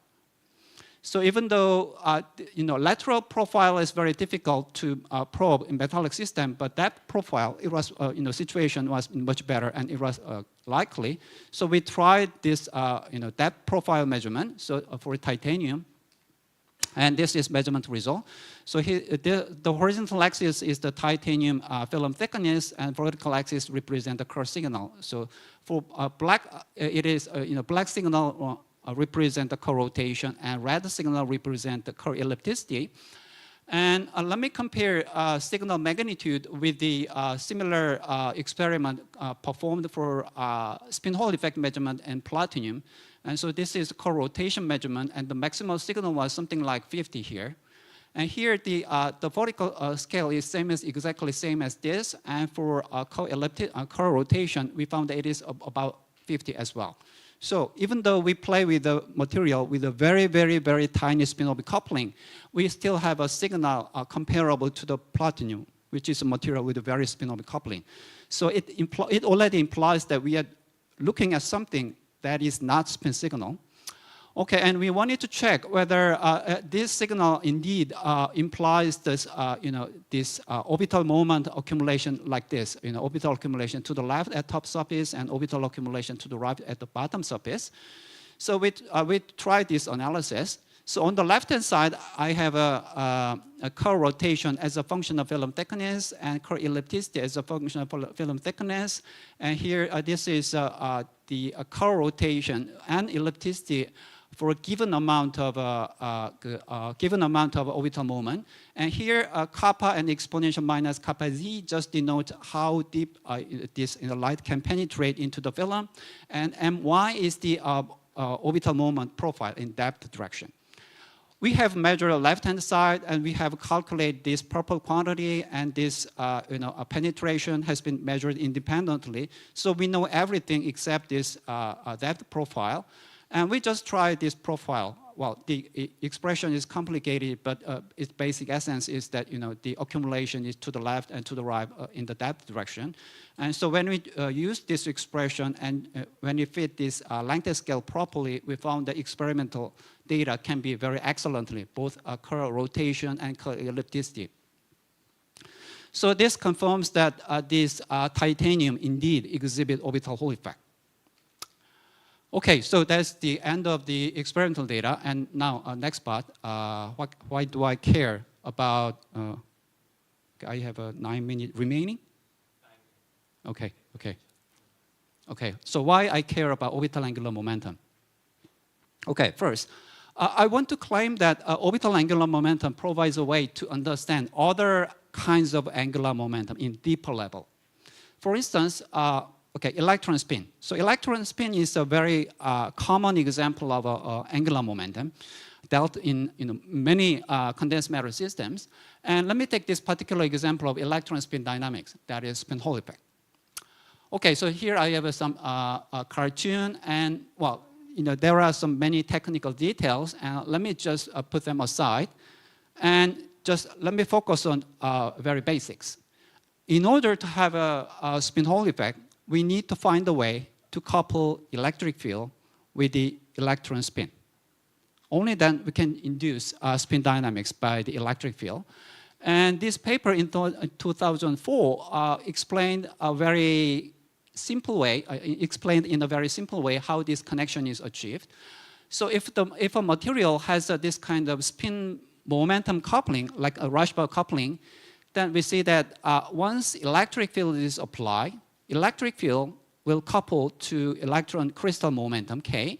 And as you can see in this spin momentum coupling Hamiltonian, momentum couples with electron spin. So momentum couples with electron spin. So electric field can modify electron spin status. So it can use spin Hall effect. So it's very nice, but there is one limitation here. Here, this kind of coupling between spin and momentum is allowed only in non-centrosymmetric system. So this explanation does not work in centrosymmetric system. On the other hand, experimental situation is close to opposite. So here I have a collection of experimental data for which the spin Hall effect has been verified. And the materials within these red squares all have inversion symmetry. So about 2/3 of the experimental data are obtained for a centrosymmetric system. Only 1/3 of them are from a non-centrosymmetric system. So we need to understand why a centrosymmetric system can exhibit a spin Hall effect. And for instance, like platinum, which is one of the strongest spin Hall effect material, it is centrosymmetric system. So why this kind of spin Hall effect can emerge in centrosymmetric system? And actually, the answer was also reported more than 10 years ago by this theory group in Japan. And they found that spin cannot directly couple to electric field, but orbital angular momentum can couple to electric field. So if electric field causes orbital Hall effect, and orbital Hall effect can be converted to spin Hall effect through spin-orbit coupling. So in this sense, orbital dynamics is very fundamental to understand this spin dynamics. And yeah, let me skip this. And now, maybe you've heard about this new kinds of angular momentum, phonon angular momentum. So here I have just copied a picture from this year's experimental data, which confirms that a certain material have a certain material, the phonon mode has an angular momentum. So lattice vibration is not like this, but normal mode of lattice vibration is like this. So lattice vibration itself has a angular momentum. And for different kind of material where the normal mode does not carry the phonon angular momentum, one can induce angular momentum to the phonon motion, for instance, by inducing a surface acoustic wave. And in this experiment, they found that once the phonon modes are forced to have an angular momentum, that angular momentum kind of propagate. So in this particular experiment, they demonstrated that, okay, I should finish. They demonstrated that this phonon angular momentum is converted or delivered to spin angular momentum. And this angular momentum channel is usually very weak. And so to explain this, there should be some degree of freedom that make a strong connection. And recently we found that if the atom vibrate with the angular momentum, that generate orbital angular momentum current. And that can be converted to spin angular momentum current very naturally. And new opportunities, okay, let me skip this. Okay, so this is my summary. So I will try to convince you that electron orbital angular momentum, it is not completely frozen, and sometimes it can exhibit interesting dynamics. Okay, thank you for your attention. Okay, thank you very much for a very interesting talk. Questions or comments, please, Kajak. Thank you for a very interesting talk. I'm curious about how's the situation of the orbital angular momentum. And as you mentioned, it was already predicted in the early 2017. But you said that it is kind of fast observation of the orbital Hall effect. Angular momentum. Yeah. But how to say, I have been wondering why it was predicted earlier, but it is impossible. I have been wondering, but the current understanding based on your talk is it was already observed, but it was interpreted as a spin Hall effect. Is it correct? Actually, yeah, to speak frankly, some of the experimental data about spin measurement, part of the signal could be coming from orbital moment, I guess. I see. I see. Because spin and orbital, they share many properties in common. Yeah, right. And inversion and mirror, and all the properties are the same. I see. Okay, thank you. Yeah. Philip? Thanks for the very nice talk.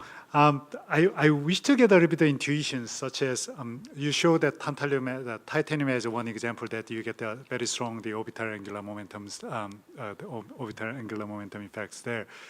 I know that when we go for the spins and spin currents, usually there are kind of rule of thumb. All right, I need kind of unpaired electrons and d shells to look for this high spin states and those kind of things. Is there any recipe for the orbital angular momentum? What we should can look for here?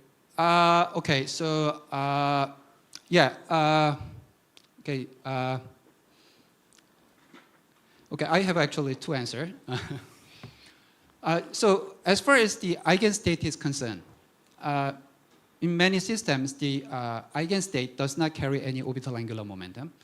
On the other hand, if we apply electric field, or if the system has a temperature inhomogeneity, so that electrons are driven in certain direction, electron momentum changes with time. So electrons, they should jump from one eigenstate to another eigenstate and another eigenstate. And suppose at initial crystal momentum, the electron eigenstate has a px orbital like this. And next eigenstate, it could have a eigenstate where the electron orbital is a little bit tilted to the y direction. So if k changes, electron orbital elongation direction changes like this, and this actually causes orbital angular momentum generation. Yeah. Can you write down something specific, something analogous like the spin-orbit coupling in very similar way to such that we can just look at in the Hamiltonians to identify those kind of effects? Yeah, we can. And so the only thing that we need is that the way orbital angular moment is quenched should vary with the crystal momentum.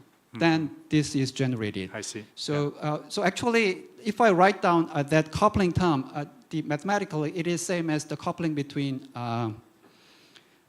quadrupole to the momentum. So it is so mathematically somewhat different. It is the it arises from the quadrupole momentum coupling. I see. Yeah.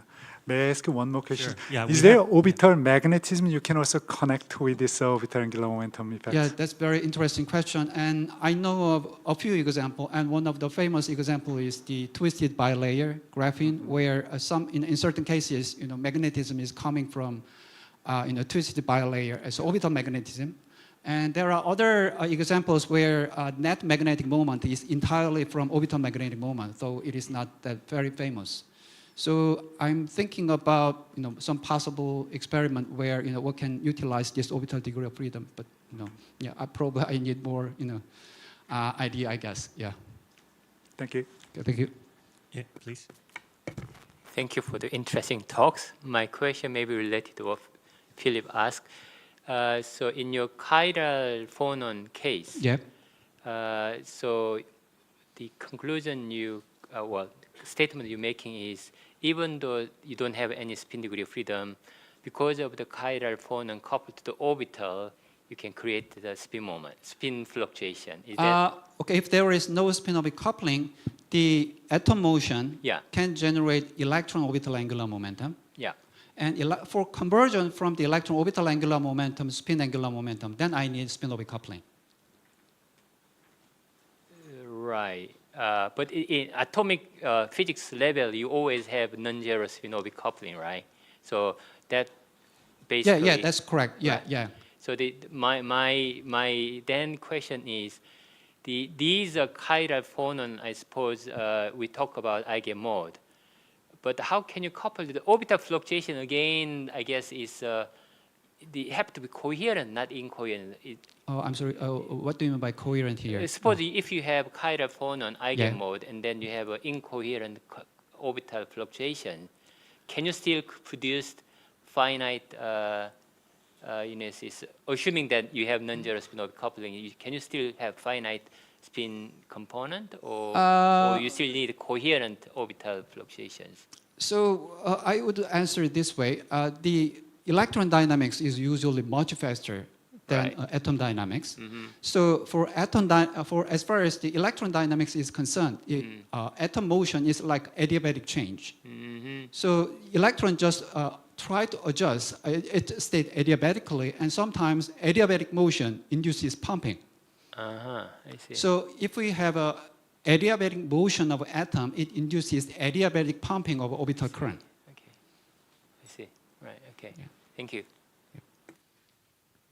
Okay. I have a quick question. Can we have quantum orbital Hall effect? There is one claim. One claim. Yeah, yeah, What yeah. do you think? And no experimental confirmation yet. Yeah. So if there is such thing, what would be needed? Qualitative, not quantitatively, but qualitatively? Yeah, I don't know how general this claim is, but at least for a certain class, it is a insulating material, and for this particular material, one can define some kind of Chern number. It is a little bit different from conventional Chern number, but still, one can show that it is related to orbital conductivity and it is quantized, etc. So that will give us also the conductance quantization in the end. Yeah, orbital conductivity. Yeah, orbital conductivity will be quantized. Right. Okay. Right. Any more questions or comments? Say. Just in my naive, thank you for your presentation. In my naive thinking, but is there special gradient in the orbital orbit? I mean the Mach data, because that spin will be accumulated at the edge, like the orbiter must be accumulated at the edge, so there must be difference. I'm sorry, I don't get your point. Since spin at the spin orbit, the spin will be accumulated at the edge. Yeah. So the Mach data will be different between the bulk state and the edge state. Yeah. That's our initial expectation. But the reason why we decided to switch to measurement geometry is that the wavelength of a light we use is something like this big, whereas the length scale where this orbital accumulation will occur will be this tiny. So signal will be very tiny in that geometry. So we decided to switch. Then sensitivity goes up. Yeah. Okay, then let's thank the speaker again. Yeah. Thank you.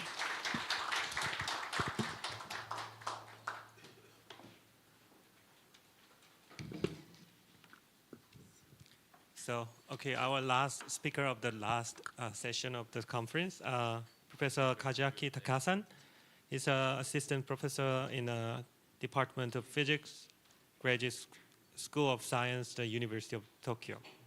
So his main focus is on non-equilibrium phenomena and dynamical control of solid-state system and AOM system, Floquet system, a correlated system, topological and non-Hermitian system. Yeah, such kind of topics. So let's welcome the speaker. Thank you for kind introduction. First of all, I'd like to thank the organizers for inviting me and giving great opportunity to present our recent work. And I'm really appreciate the hospitality of the organizers, and I really enjoying this workshop. And yeah, it's very wonderful. Okay, my name is Kazuaki Takasan. I'm from University of Tokyo. Today, I'd like to talk about our work about the light-induced topological superconductivity. The results are already published in these papers, and also I will mention some ongoing works. Before going into detail, a little bit I want to tell about myself. And I got a PhD degree in Kyoto University, and then I moved to the US as a postdoc for 3 years to UC Berkeley. Then last year I returned back to the University of Tokyo as the assistant professor. My research interest is basically non-equilibrium quantum many-body phenomena in condensed matter. That covers also solids and AMO. So you know previously the condensed matter physics is mainly focused on the equilibrium state based on the equilibrium statistical mechanics. But I'm as a Professor Oka and also other guys mentioned that such a non-equilibrium setup is recently enabled us to study. So actually, I believe that this is an important direction to extend the concept of the condensed matter to non-equilibrium.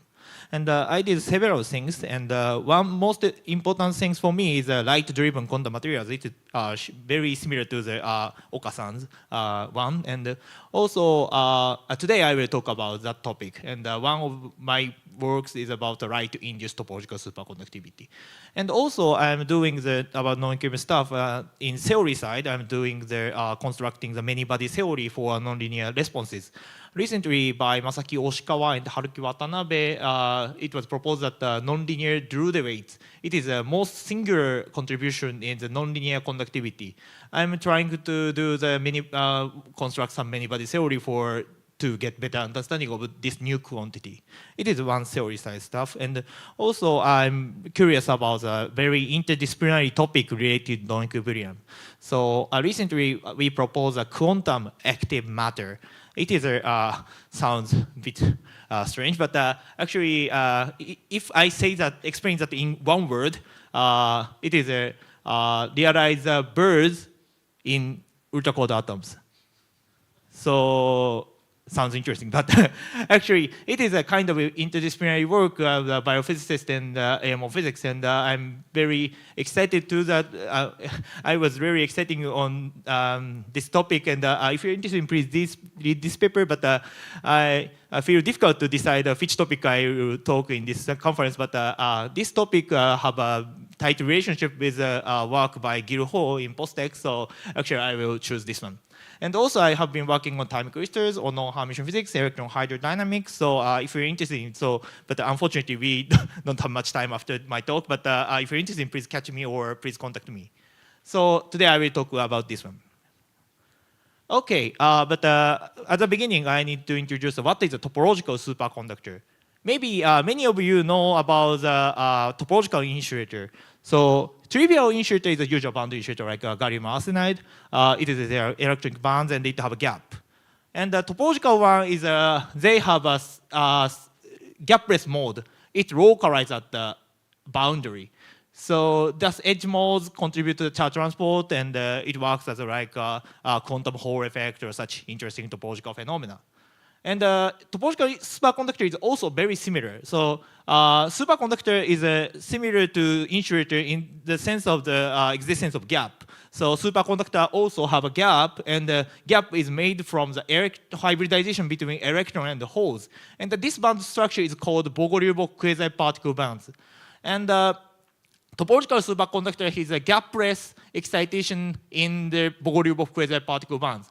And that gapless mode appears as a Majorana edge mode, and this is a charge neutral, so this do not contribute to the charge transport, but it contributes to heat transport. And this Majorana fermion is believed to be applicable to the topological quantum computation, and it has given great attention. So this is a topological superconductor, and it is many guys are attracted, but unfortunately, candidate materials are still less.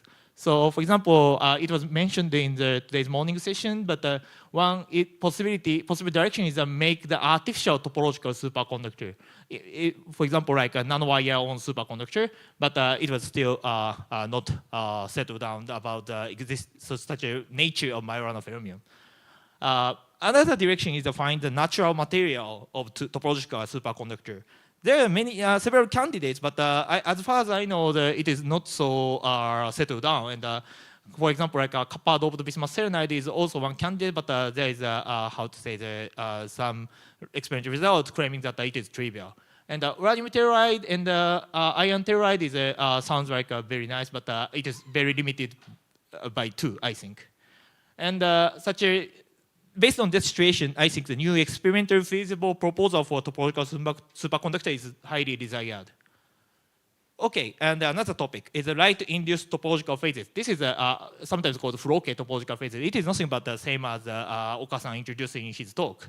And I will explain the most typical example is a light-induced quantum Hall state. This is also explained in the first speaker of this session. So it was proposed by Oka-san and Aoki-sensei from 2009, and they consider the application of the circularly polarized laser light to graphene, and they find that there appears a chiral edge mode. And it is because of the gap opening in Floquet state. And that gap opening induced by the imaginary emergence of the photo-assisted imaginary hopping, and it induced a quantum Hall state. And this kind of imaginary hopping was studied by the Duncan Haldane in 1988, and it was a kind of the realization of a Holden model in solids. And surprisingly, it was experimentally observed in 2019, and it was also introduced in the first talk of this session. And they observe transport measurement of anomalous Hall effect in like a picosecond scale, and they confirm their this proposal. So this means that we can say there is a new approach for controlling topological phases matter. So I just talked about the normal material, like a normal conductor, but a superconductor control by laser light is also a very hot topic recently. Like famous one is the light-induced superconductivity. I don't say this is totally same as a usual superconductor, but their experimental observation is after shining the light, very short time, the material exhibits a very highly conductive state, and it can be interpreted as a superconducting state. And also, this is a bit, I think it is very, very fantastic and fascinating, but a more moderate one exists, like, for example, light-enhanced superconductivity. And in this paper, they claim that the application of the pump light then observe the optical response, and such a superconducting order is enhanced by laser light. So the important lesson from that is a laser light just changing the superconducting order, but not just breaking. So it is important. And another direction is a laser-induced DC current in superconductor. These guys are very fast laser light is used. But this case, a slow light or some, using the nonlinear effect, they realize a DC current in superconductor. For these three experiments claim that supercurrent is formed by, driven by laser light. So for theorists, it is very interesting because it means that the laser light changes the symmetry of superconductors. Application of such an appearance of the current means the breaking of inversion symmetry, and it makes the more richer superconducting state. So yeah, summarizing what I introduced, and as I mentioned, light-induced topological phases allow us to use new tools for controlling topology, and also the control of superconductivity with light is also available. So, and as I mentioned, the less experimental realization of topological superconductivities. And the natural question arises from that, is it possible to realize topological superconductivity with laser light? It is something like that. Prepare the trivial superconductor, some conventional one, and apply the laser light, and the topological super appear, and there appears marginal edge modes. This kind of things. And if this realized, I feel like using that or making some device structure and apply the laser light adequately, we may be able to do ultra-fast topological quantum computing device. It is a very future things, but I want to first construct the example of the light-induced topological superconductivity. Unfortunately, there is no experimental result suggesting the existence of the light-induced topological superconductivity, but I have two possible directions. One is using the Floquet state. It is nothing but the Floquet engineering of the topological superconductivity. Using Floquet state, and using Floquet state, we realize topological super, and it is done by the application of circularly polarized light to the superconducting thin film, and I believe cuprate is most promising. And another direction is using current carrying state. And as I mentioned, that using terahertz or such a low frequency driving enable us to drive the finite supercurrent, and that supercurrent breaks the symmetry and realize topological superconductivity. This is another direction. Okay, let's start this part. And how to say? But before going into detail, I needed to introduce Floquet state. What is it? But you already know in this first talk, but I will explain again. So Floquet state is a kind of the photo-dressed state. So the typical example is appear in the topological insulator that have a Dirac cone at the surface. And if you shine the laser light to the at the surface, and this kind of picture is obtained by the time resolution of the ARPAS measurement. And this is a pump light. And this is exactly the same as the animation shown by Oka-san, but it is just a static, such a picture. And at the beginning, there is just a single cone, but their copy, like such a how say the copy appears at the driving. So this is and that distance between these two bands are nothing but the frequency of the laser light. So this, in that sense, this can be regarded as a kind of photo-dressed state. And this is nothing but the Froke state. And it is done, this measurement done in the Nugetics group in MIT. So the important point of the such a Froke state is the band structure is changed. So let's consider about the circular polarized one. And using that, this is a different picture, but so this is but very similar. So we have a Dirac cone, and also it is difficult to see, but there is a copy. But in addition, there is a very difficult to see from this figure, but there is gap opening. So detailed analysis shows that. But I mean, originally there is a gapless Dirac cone, but under the circular polarized laser light, this gap out. It is nothing but exactly what I mentioned, also Oka-san explained. So so this gap opening is nothing but the topological phase transition. So topological phase transition occur every time with a gap closing. So in that sense, such a Dirac cone is nothing but a topological phase transition point. And part of that, and then gap opening, and we got the topological non-trivial phase. This is a scenario of the topological phase transition driven by light. And in that sense, we can control the band structure using the Froke state. So, and this is, I think, a nice story. And what I thought is can do similar things in superconductor, or can be used for realizing topological superconductivity. So normal materials have a band structure, but superconductor have a quasi-particle band structure, as I introduced in the beginning.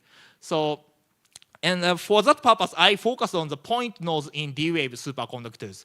You know, like in cuprate superconductor, we have a D-wave superconductor is a gapless superconductor, and that have a point node. And this point node is very similar to the Dirac cone. So in that sense, it is very natural to think about the how say analogous to the quantum light-induced quantum Hall state. Focusing on the Dirac cone is a very focusing on D-wave is very natural. And what we have found is that D-wave point nodes can be gapped out by laser light, and using that, topological super is realized.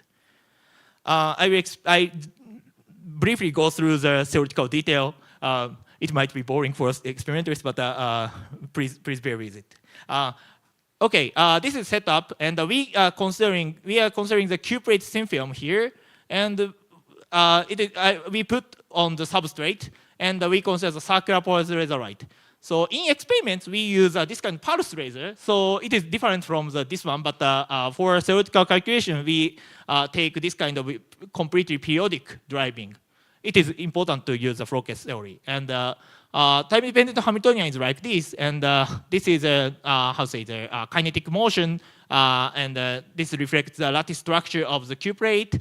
And also, we introduced the spin-orbit coupling Rashba type, and this is introduced by the substrate. Substrate breaks the inversion symmetry, and the Rashba type is introduced. And we consider the repulsive, such as strongly correlated materials.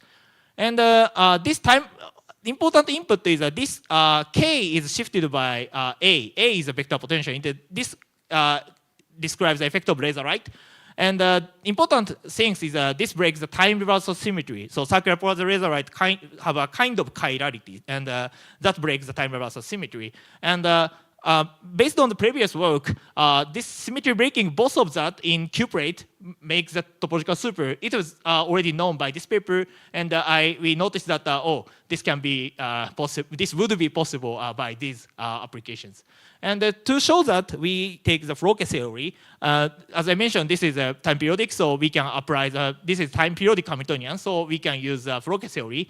Use Froke theory, we first Fourier, do the Fourier expansion, and use this Fourier component, we calculate the effective Hamiltonian. This effective Hamiltonian works for the some effective Hamiltonian describing this how say driving state, a driven state. And so this is the effective Hamiltonian, and H0 part in the Hn, H-N, I all calculated and obtained this one. So these are almost the same as a previous model. Kinetic part, rush bar, and the interaction. But this is new input coming from this commutator. So this explicit form is not so important, but the important point is it contains an odd order Bessel function, and this gives AX, AY linear in each AX and AY. So this means that without right, there's nothing, but with right, there is a kind of this kind of field, and this applies to the sigma z. So this means that kind of works as a magnetic field. It breaks the kind of effective Zeeman field and breaks the inversion, time reversal symmetry.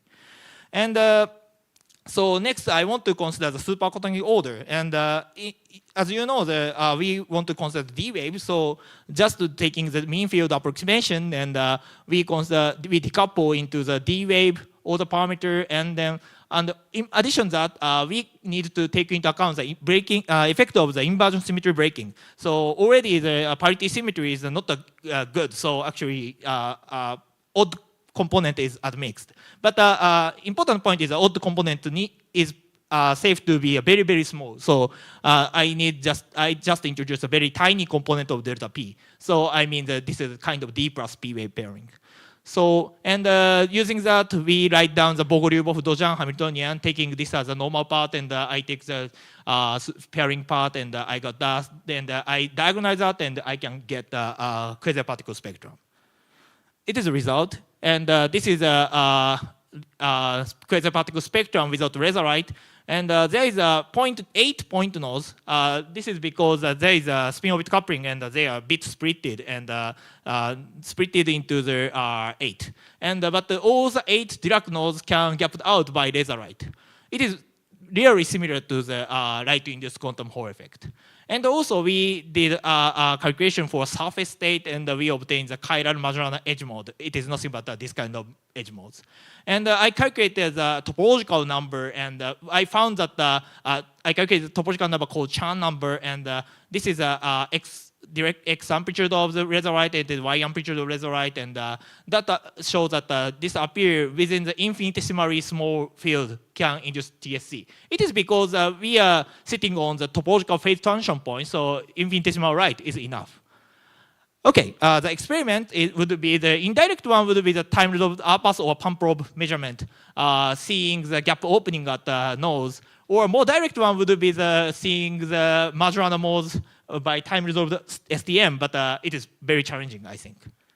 Okay, I talked about the cuprate, but I have another scenario for the bilayer TMDs.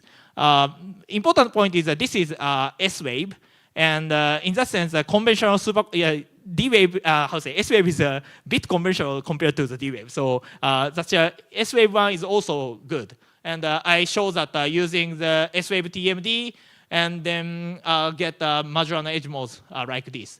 And another important point of this proposal is that we do not need any spin-orbit coupling in this case. So previous example is a D-wave and with spin-orbit coupling, but this case S-wave and without spin-orbit coupling. So actually, so this kind of wide range of model can exhibit the topological super. Okay, I finished the Floquet state part, so let's move to the current carrying state part. So as I mentioned, these experiments show that the light can induce a supercurrent. And this figure shows that the supercurrent induces a modification of the, quasi-particle spectrum. This is very similar to the, the Floquet state case. Floquet state is also such Razorite modifies such a quasi-particle spectrum. So with a finite supercurrent, it changed, so it's very similar. So my guess is, can we realize TSC by supercurrent as in the Floquet state? And this is a conceptual picture. So if you start from the symmetric one, but adding the supercurrent, the quasi-particle spectrum becomes asymmetric like this. And if there is something gap closing point, and if it becomes trivial and topological, it is nothing but the current-induced topological phase transition. So, and I show that this is possible and can happen in the March band or spin-orbit coupled system. And this is nothing but a supercurrent-induced topological superconductivity. And I explained a little bit about the theoretical treatment. I treat supercurrent as a finite center of mass momentum. I think this is a very simple approach and as a first step. And this is a BCS Hamiltonian, and this represents a Cooper pair. Cooper pair usually made from the k and minus k, but they have each electron have a momentum q and q. Total momentum is 2q, and this describes this kind of supercurrent carrying state. Of course, this can be described with this also describes this kind of voltage DC current source case is also described by this Hamiltonian. So this can be diagonalized with changing the basis, and we diagonalize this Hamiltonian and get a quasar particle spectrum. Of course, to apply this simple approach, we need several assumptions, but this kind of setup was already studied in the study of the superconducting diode effect. So I think it is a reasonable assumption. So, okay, I don't have much time, so I will go through the toy example. I will move to the important one. This is a D plus P wave superconductor with Rashomon spin-off coupling. This is nothing exactly same as my case of the Floquet topological superconductor. So quasar particle spectrum is like this. This is exactly same as the previous one without laser light. So naive guess is a superconducting current induces a full gap topological super because in previous case, Zeeman field breaks the time reversal symmetry and induces a full gap topological super. So supercurrent is also breaks the time reversal symmetry. It is current, so it is naive guess. But unfortunately, this guess was too naive, and it is a system with finite supercurrent. As I mentioned, this becomes asymmetric, but just asymmetric, and there's still nodes, so just deformed, but no gap opening, so no phase transition. It's bad story, but why? So in Floquet case, just breaking this time reversal symmetry, I got such topological phase transition. But I found that this is reason is behind topology. So there is these point nodes are topologically protected by the quantized Berry phase. I calculate the Berry phase around these nodes, and I got the Berry phase is quantized. So this quantization is related to the symmetry under finite supercurrent. Under finite supercurrent, of course, there is no time reversal symmetry, but some combined symmetry still exists. It is kind of the PT symmetry. So my symmetry is a T times C to Z.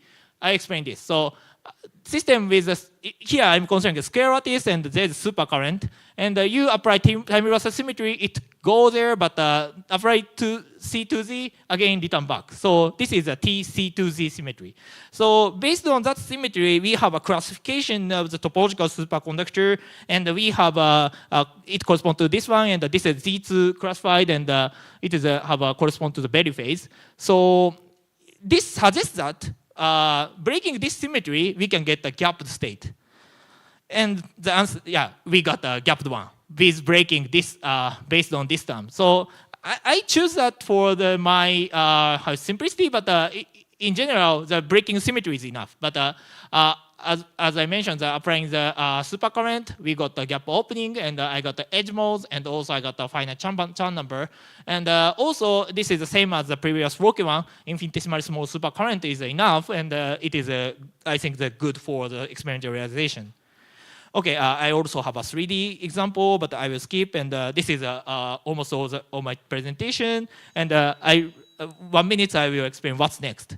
So I just mentioned several proposals, but I think I need more experimental feasible proposal because there is no still experiments. And one proposal I'm thinking about is a normal superconductor heterostructure. It is kind of the flipping the previous example. So using that this proximity effect, get the superconducting parameter in the normal case, but this case we can avoid the direct irradiation to the superconductor. I think it is a heating effect could be suppressed.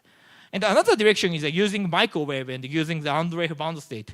It is this result many times mentioned in this conference and done by Gil Ho and Saint Park, and they did obtain the kind of the steady Floquet state.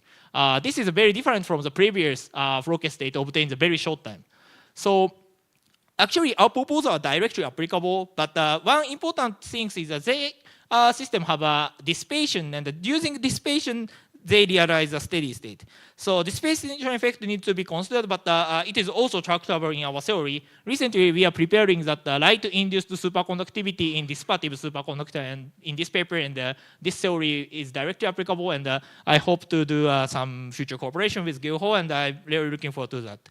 And another one is a simulation for future quantum computation is important. But for that purpose, I need consider device structure, and real-time, real-space simulation is needed. But I'm also doing such things, and I think it is an important direction.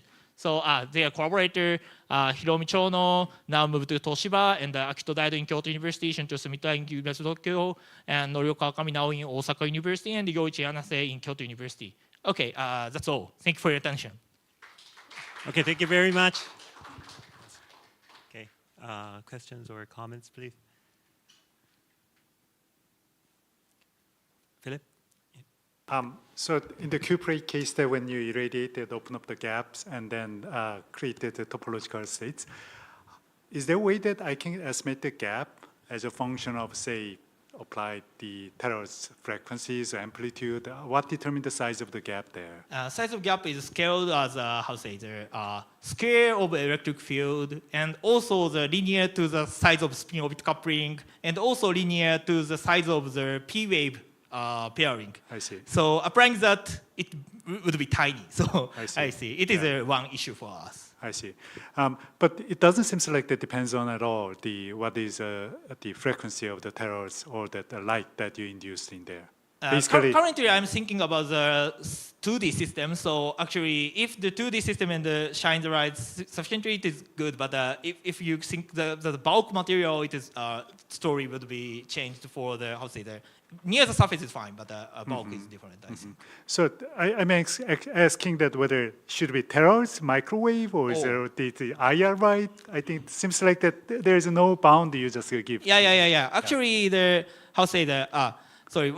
another important things need to say is maybe smaller frequency would give a larger. But it is not so correct. So actually, frequency is not so important parameter for us because gap opening occur with infinitesimal, right? And if, for example, but in extreme limit, like for example, adiabatic things is impossible, but sufficiently fast one is good. And actually, I assume that the terahertz is too slow, but Gil Ho's experiments show that microwave is possible. So I think that if you consider the dissipation, microwave is also fine. But if you consider about the such a optical case, maybe terahertz or infrared is fine, I think. Great, thanks. Thank you.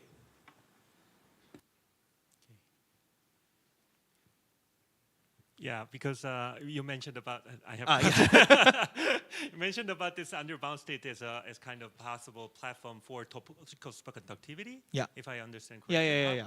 Because it's not so underbound state itself is of course a product of the superconductivity, but how can connect that to the topological state?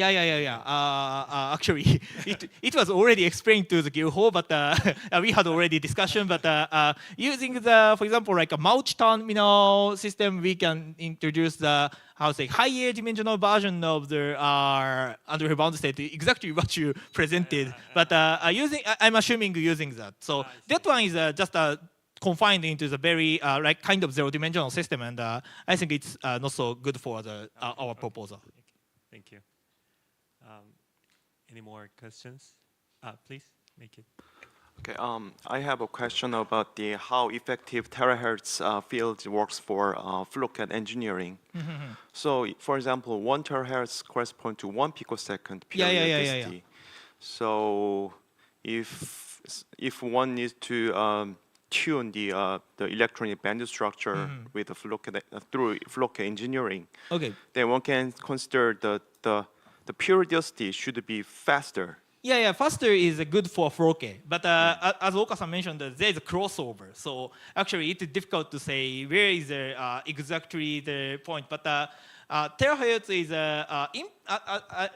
so microwave is possible. So I think the terahertz is impossible in principle in such a dissipative case. Such a dissipative case is driving and dissipation is balanced and the non-equilibrium steady state is realized. In such case, I think that's fine. But real-time dynamics is electron dynamics timescale is relevant. So actually, you need to be very fast. And so my proposal is sorry. Would you show the? Is it possible? Actually, I'm planning to. If you want to use a terahertz, I think they're better to think about this kind of scenario. So, but any frequency, actually, I think the several directions to do. So basically, this is good for the high frequency. But actually, before the Gearhose experiments, I believe that the high frequency is necessary. But game was changed, so actually, I'm bit need to think about more about that. Thank you. Thank you very much. Okay, let's thank the speaker again. And thanks all the speakers this session. And actually, this is the end of the session. So also the end of the conference. So okay, let me give the microphone to our chair of the conference. And, good afternoon. I hope you enjoyed the conference. And actually, this is a 3 days conference. But anyway, first 2 days we are discussing about mostly like more quantum technology science, and third day is we are discussing about mostly like material science part. And I hope you enjoyed this conference. Although right now it is very hot. It is really like a strange weather compared to the September, even though it's only September. But I told many people, but I think this is some kind of like Indian summer, which usually occurs in the U.S. areas. And but I recognize about like 10 years ago, it started about 10 years. Then every year I recognize this kind of warm weather, typically warm weather with like rainy, but the Indian summer means that this is really like shiny, no cloud, but like temperature goes up, and then this is some kind of like transition between the fall to winter. So I think that in next week the temperature will go down because this is in the summer. So but anyway, because I mentioned because actually last week it was a little bit chilly, but this week is quite warm. So I hope all the guys from the outside is enjoy this good weather, and you can walk around right without chilly feeling.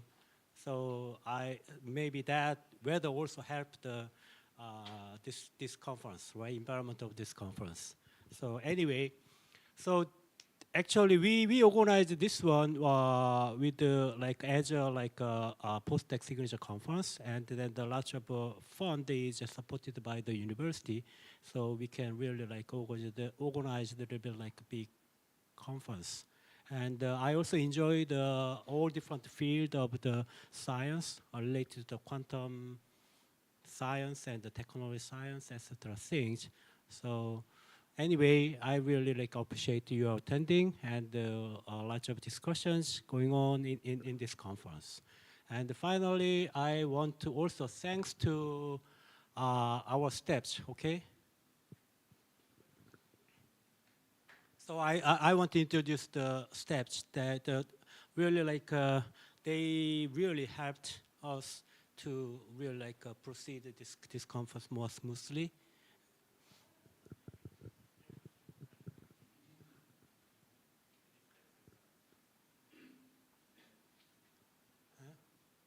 다른 분들 없어요? 아니 다 오라 그래 다. 일단.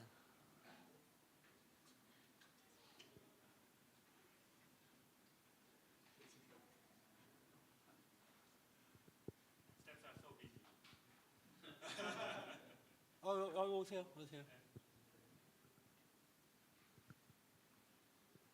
Okay, this is a kind of like head person of our staff members to make this conference work smoothly. So he arranged lots of things, and